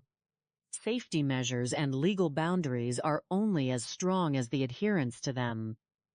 When individuals bypass these protocols to resume toxic interactions, the risk of a volatile escalation increases dramatically. When investigating these complex dynamics, law enforcement officers rely on a combination of physical evidence, digital footprints, and human intelligence. The efforts of the Columbia Police Department, led by diligent investigators like Sergeant Mitch Henry and Investigator Nowlin, highlight the meticulous nature of modern homicide investigations. Perpetrators often operate under the illusion of their own cleverness, believing they can construct a flawless cover story. However, the contrast between the perpetrator's cover story and their actual behavior is often the first major clue that guides investigators toward the truth. In this instance, Taylor attempted to present herself as a deeply concerned and loving partner. She reported Terrell missing to the authorities on December 22, 2021, claiming he had vanished after leaving their home, and she even utilized social media platforms to organize public search efforts. Yet, her actions behind the scenes painted a completely different picture. On the very day she claimed he disappeared, she visited a local pawn shop to sell his cherished personal jewelry, specifically his grill. To an experienced investigator, this behavior is a glaring inconsistency. A person who is genuinely sick, worry about a missing loved one does not typically prioritize liquidating that person's personal belongings for quick cash. This represents a classic criminal loophole. The inability to maintain a false persona consistently across all aspects of life. The digital footprints left by the perpetrators ultimately dismantled their defense. Although Taylor and her companion, Eddie Brown, attempted to dispose of Terrell's electronic monitoring device by cutting it off and throwing it from a vehicle window near a rural road, they failed to realize that the device itself was constantly transmitting data. The abrupt cessation of the signal triggered an immediate notification to the authorities, and the final coordinates of the device pointed search teams directly to the vicinity of the 6600 block of Monticello Road. Furthermore, in their haste to escape the consequences of their actions, Taylor and Eddie accidentally left their own mobile telephones inside the vehicle of an acquaintance. This acquaintance, overwhelmed by the realization of what had occurred, brought these devices directly to the police headquarters in the middle of the night. The retrieval of these mobile devices provided investigators with an absolute goldmine of chronological data. Digital forensics revealed a steady stream of text messages, phone calls, and location logs that completely contradicted Taylor's initial statements. The messages showed that her anger had been building over many hours due to suspicions of infidelity. The records also showed that Terrell had arrived home around 3:30 in the morning, followed by a total absence of telephone activity for approximately 33 minutes, which aligned perfectly with the timeline of the fatal confrontation. Additionally, the communication records revealed an ongoing relationship between Taylor and Eddie, exposing a clear motive of jealousy and a pre-planned desire to remove Terrell from the picture. The physical evidence compiled by the forensic teams was equally irrefutable. When Taylor returned her rental vehicle, The rental agency noted unexplained damage to the front hood. Forensic analysis identified this damage as a bullet hole, which perfectly matched the informant S statement that a stray projectile had passed through the siding of the residence and struck the car. Furthermore, when investigators applied specialized chemical compounds to the trunk of the rental vehicle, the presence of trace biological material was illuminated, proving that the vehicle had been used to transport Terrell's body to the remote location where it was eventually discovered. Through these meticulous scientific methods, the illusions of the perpetrators were thoroughly shattered. The journey to find Terrell also demonstrates the power of community cooperation and rapid multi-jurisdictional mobilization.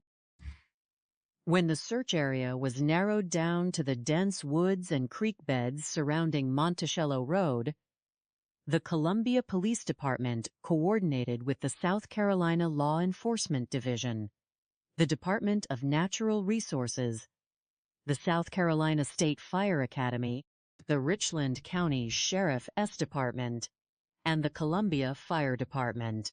This massive effort utilized drones, divers, boats, helicopters, and ground teams. It was investigator Nowlin's dedication, following Shavers Creek on foot, that ultimately led to the discovery of Terrell's body on January 5, 2022. Reflecting on this tragic case offers profound life lessons for communities and individuals alike. First, it is vital to recognize the early warning signs of an unhealthy, controlling relationship. Extreme jealousy, constant monitoring of communication, and attempts to isolate a partner from friends and family are never signs of love. They are indicators of a desire for control. When a relationship begins to exhibit these behaviors, it is crucial to seek guidance from professionals, counselors, or domestic support organizations before the dynamic escalates into physical confrontation. Second, we must learn to respect and uphold legal and personal boundaries. When courts or monitoring services establish safety zones, they do so based on a calculated risk of danger. Attempting to circumvent these boundaries, even out of a desire to reconcile or co-parent, can place individuals in highly vulnerable positions. It is essential to utilize formal, mediated channels for communication and child custody arrangements to ensure that interactions remain safe, structured, and supervised. For law enforcement agencies, this case provides valuable insights into how investigations can be accelerated. Speed is of the essence when a person goes missing under suspicious circumstances. By integrating real-time data sharing between electronic monitoring companies and local police departments, authorities can receive instant alerts the moment a high-risk individual S device is tampered with or enters an unauthorized area. Additionally, establishing rapid response protocol for digital forensic analysis can allow investigators to extract and analyze communication data within hours rather than days, potentially saving lives or securing crucial evidence before it can be destroyed. To understand the full gravity of this loss, we must look closely at the life of Terrell Davon Sims, a young man whose journey was cut tragically short at the age of 26. Born on July 6, 1995, in Columbia, South Carolina, Terrell entered the world alongside his twin sister, Marcella. From their earliest days, the twins shared an unbreakable bond, always finding ways to explore their surroundings together. However, their childhood was marked by immense sorrow. Their mother passed away in December 18, 1995, when the twins were only infants. Just 4 years later, their father also passed away, leaving Terrell, Marcella, and their older sister, Rose, as young orphans. Faced with this early tragedy, the siblings were taken in by their aunt, who raised them in a loving but challenging environment. Terrell took on significant responsibilities from a young age, doing his best to assist his family and support his sisters. Despite the hardships, Terrell possessed a natural charm and a vibrant sense of humor. He was known as the class clown in school, always seeking to bring laughter and joy to those around him. His sister Marcella recalled that whenever she felt down, Terrell would use his wit and playfulness to lift her spirits and make her laugh. As Terrell grew into a teenager, his artistic talents began to emerge. He discovered a deep passion for music, spending countless hours writing rhymes, singing, and developing his skills as an aspiring vocalist and rapper. Music was his sanctuary, a way to express his emotions and share his experiences with the world. He was also known for his polite and gentle demeanor in his neighborhood, easily making friends and drawing the attention of many. When his aunt's health began to fail, Terrell demonstrated his loyalty and devotion by leaving school to become her primary caregiver, refusing to turn his back on the woman who had sheltered him. Following his aunt's passing in 2016, Terrell moved to an apartment complex known as the Colonies, a low-income housing development in Colombia. He worked diligently at a local hibachi restaurant, washing dishes and cleaning to support himself and his growing family.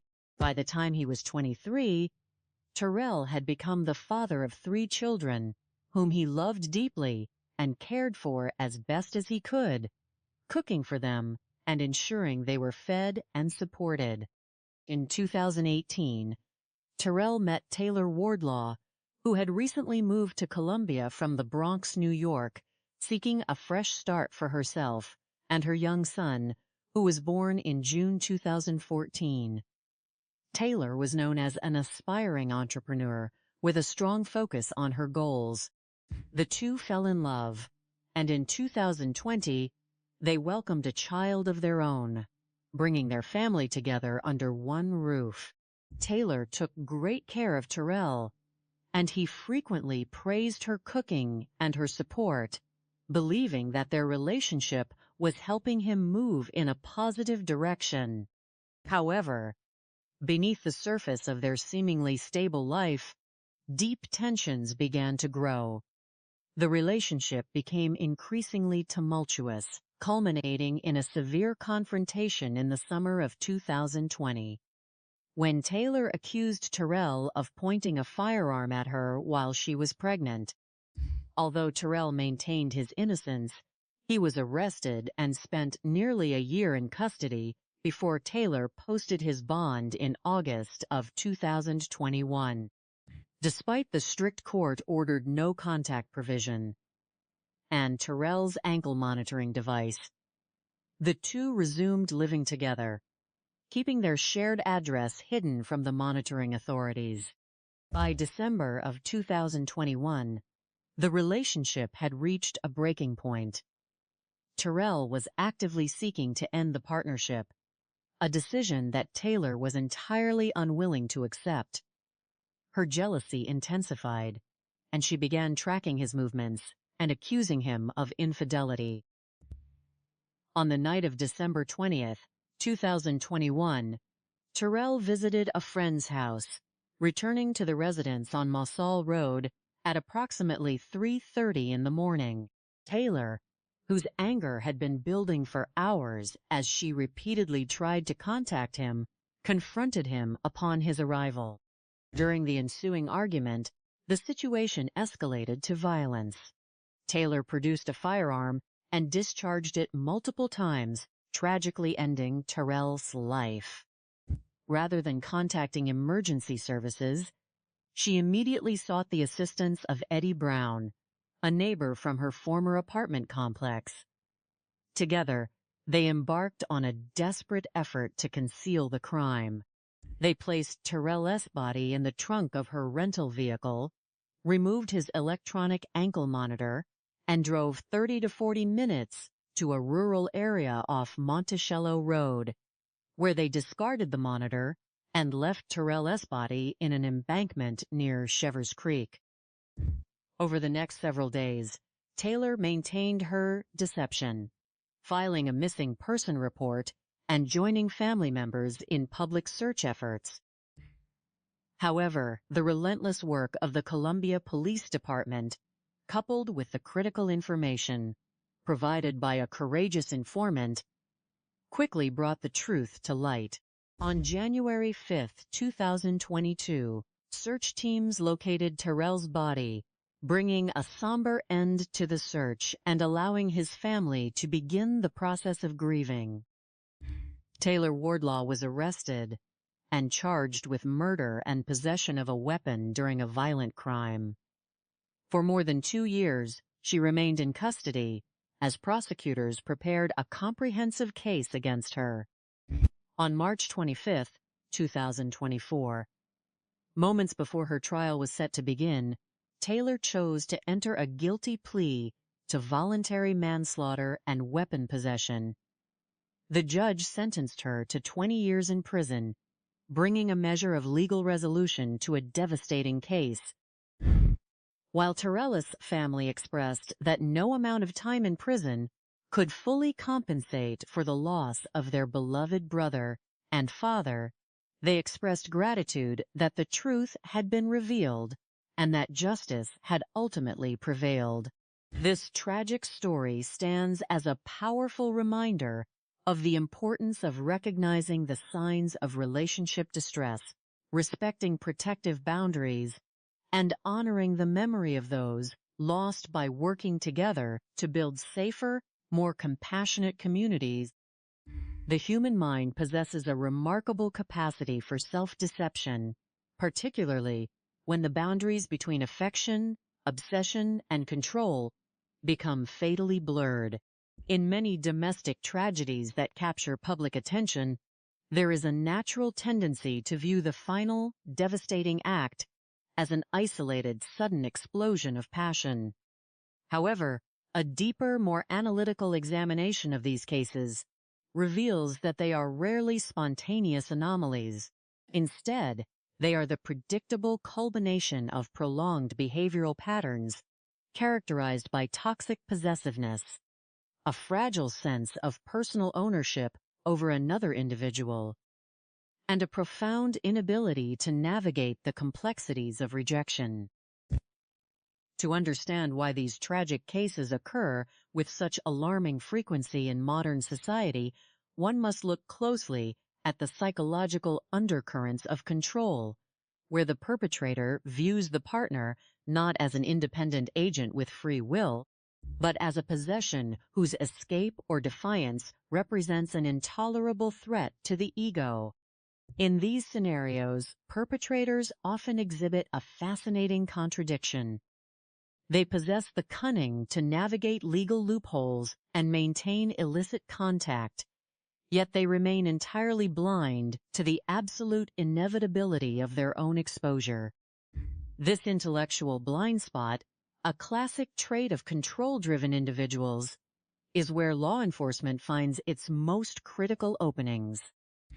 While a perpetrator might believe they have orchestrated a highly complex cover-up, their actions are invariably undermined by a trail of digital and physical inconsistencies, driven by the frantic nature of their attempts to retain control even after the tragic deed has been committed.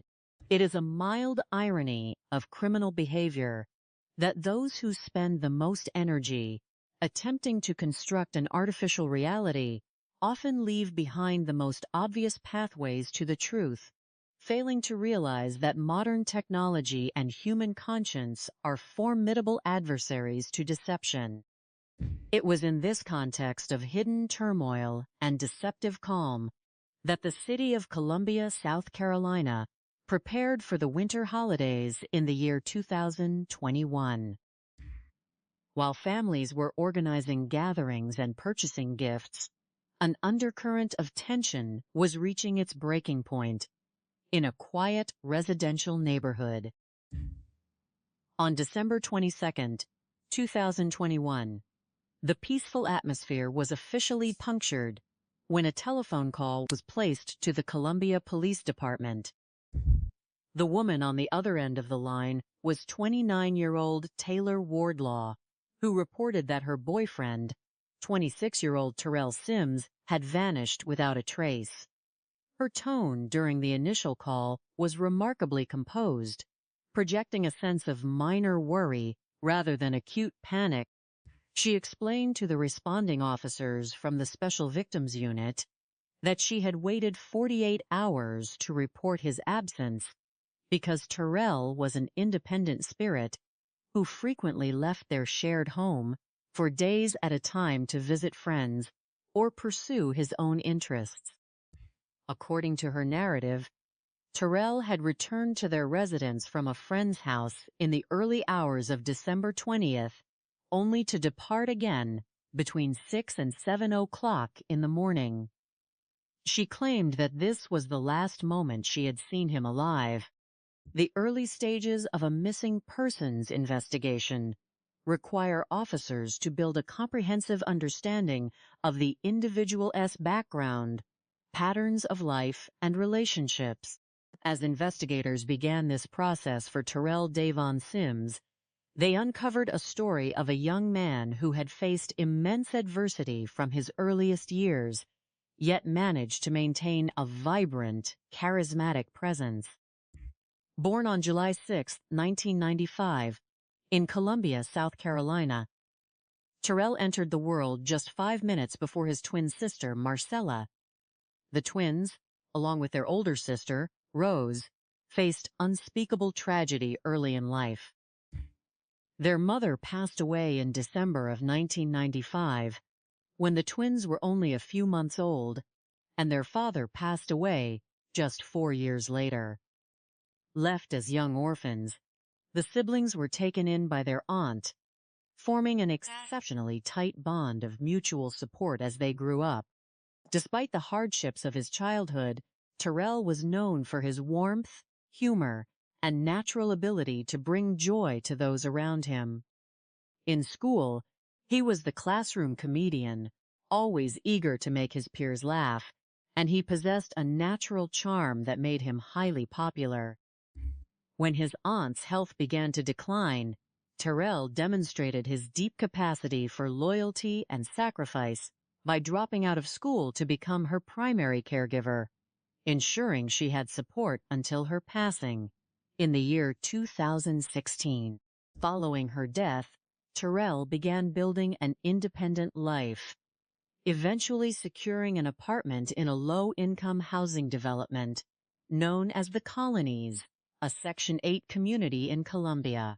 He found employment at a local Japanese restaurant, performing kitchen duties to make ends meet, but his true passion was music. He was a talented artist and singer, frequently sharing his rhymes and songs with family and friends.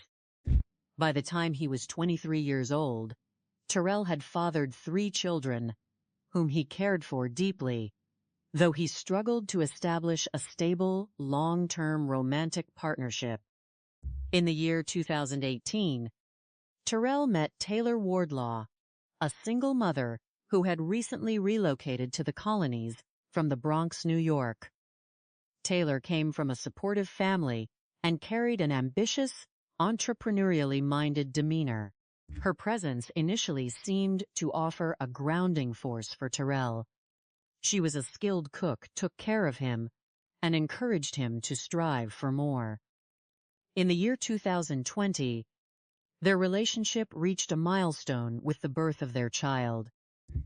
To outside observers, they appeared to be a couple moving in a positive direction, having recently transitioned into a new home together. However, behind this facade of domestic progress lay a highly volatile relationship. The affection that once bound them had gradually transformed into an obsessive, controlling dynamic. In the summer of the year 2020, the underlying volatility erupted into public view when Taylor contacted law enforcement to report an incident of domestic violence. She claimed that Terrell had threatened her life with a firearm while she was 9 months pregnant. Although there was no external physical evidence to immediately corroborate the statement, the authorities established probable cause and arrested Terrell. He remained in custody for nearly a year, missing the arrival of his newborn child. In August of the year 2021, Taylor herself posted the necessary funds to secure his release on bond.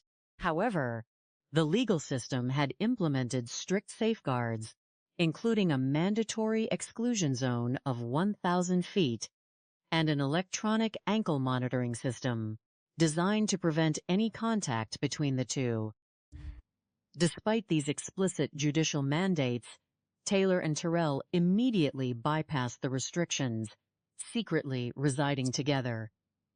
By failing to update the monitoring agency with her current address, they managed to shield their ongoing contact from official oversight.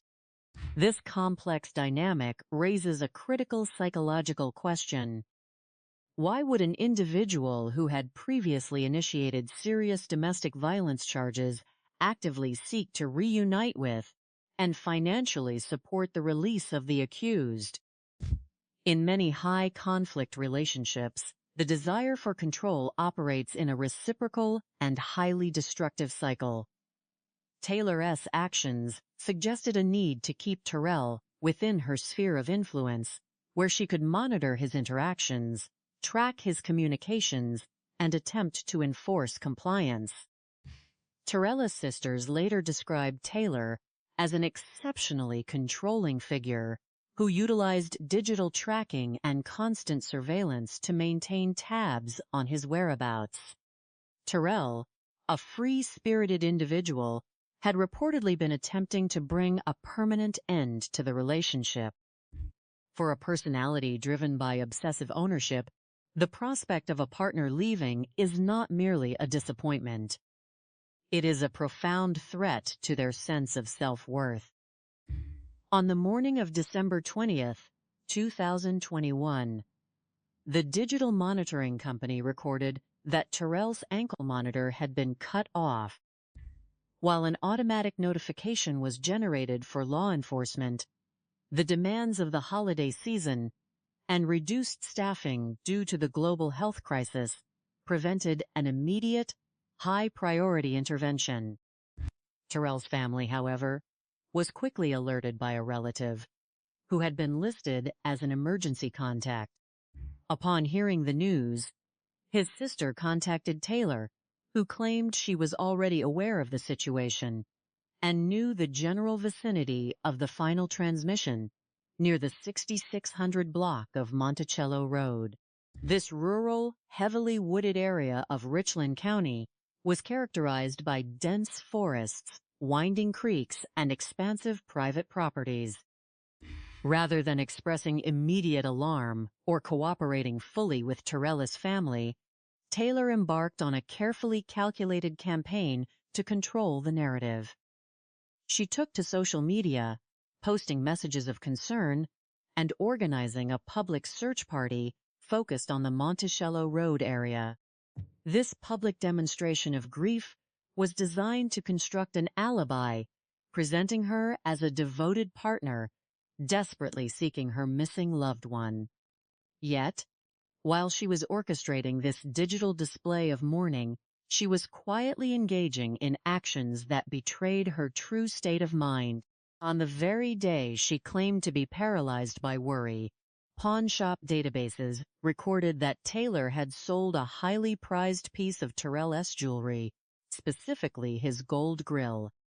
This action, prioritizing financial gain over the search for a missing partner, provided investigators with one of their first clear indications that the narrative being presented was fundamentally hollow. The breakthrough in the investigation arrived unexpectedly in the early hours of December 28, 2021. A woman walked into the headquarters of the Columbia Police Department, requesting to speak with an investigator regarding the missing person case. She was sat down by Sergeant Mitch Henry of the Violent Crime Unit. What followed was a stunning revelation that completely dismantled Taylor's carefully constructed facade. The informant, who was a close associate of Taylor, explained that on the night of the disappearance, Taylor and a male acquaintance known as Youngsta had arrived at her residence in a rented vehicle. Seated inside the car, Taylor had delivered a startling confession. She had shot Terrell inside their home, following a fierce argument fueled by her intense suspicion that he was being unfaithful. The informant provided precise details that only someone, vekepte, had intimate knowledge of the crime could possess. She explained that during the physical confrontation, Taylor had fired a 9mm firearm 4 times. While 3 of the projectiles struck Terrell, 1 had missed entirely, penetrating the exterior wall of the residence and striking the front hood of the rental car parked outside. Following the fatal shooting, the associate, whose real name was Eddie Brown, had assisted Taylor in removing the body from the residence and placing it into the trunk of the rental vehicle to minimize the chances of detection. They drove 30 to 40 minutes into the rural landscape, cut the electronic monitoring device from Terrell's leg, threw it out of the window, and deposited the body down an embankment into a shallow creek off Monticello Road. The informant further revealed that as public attention on the case intensified, Taylor had desperately requested her assistance in relocating the body to a more secure location, a request the informant firmly refused. In her haste to depart, Taylor and Eddie had accidentally left their primary cellular devices inside the informant's vehicle, which she promptly handed over to the police. This critical error represents a classic vulnerability of individuals attempting to cover up a serious crime. While Taylor possessed the calculatedness to attempt to construct a social media campaign of deception, her emotional desperation led her to overlook basic elements of personal security, leaving the very devices that documented her movements and communications in the hands of a witness she attempted to recruit was the ultimate undoing of her scheme. Armed with this devastating testimony, the Violent Crime Unit initiated a systematic, evidence-driven campaign to corroborate every detail. They contacted the rental car agency and located the vehicle Taylor had utilized.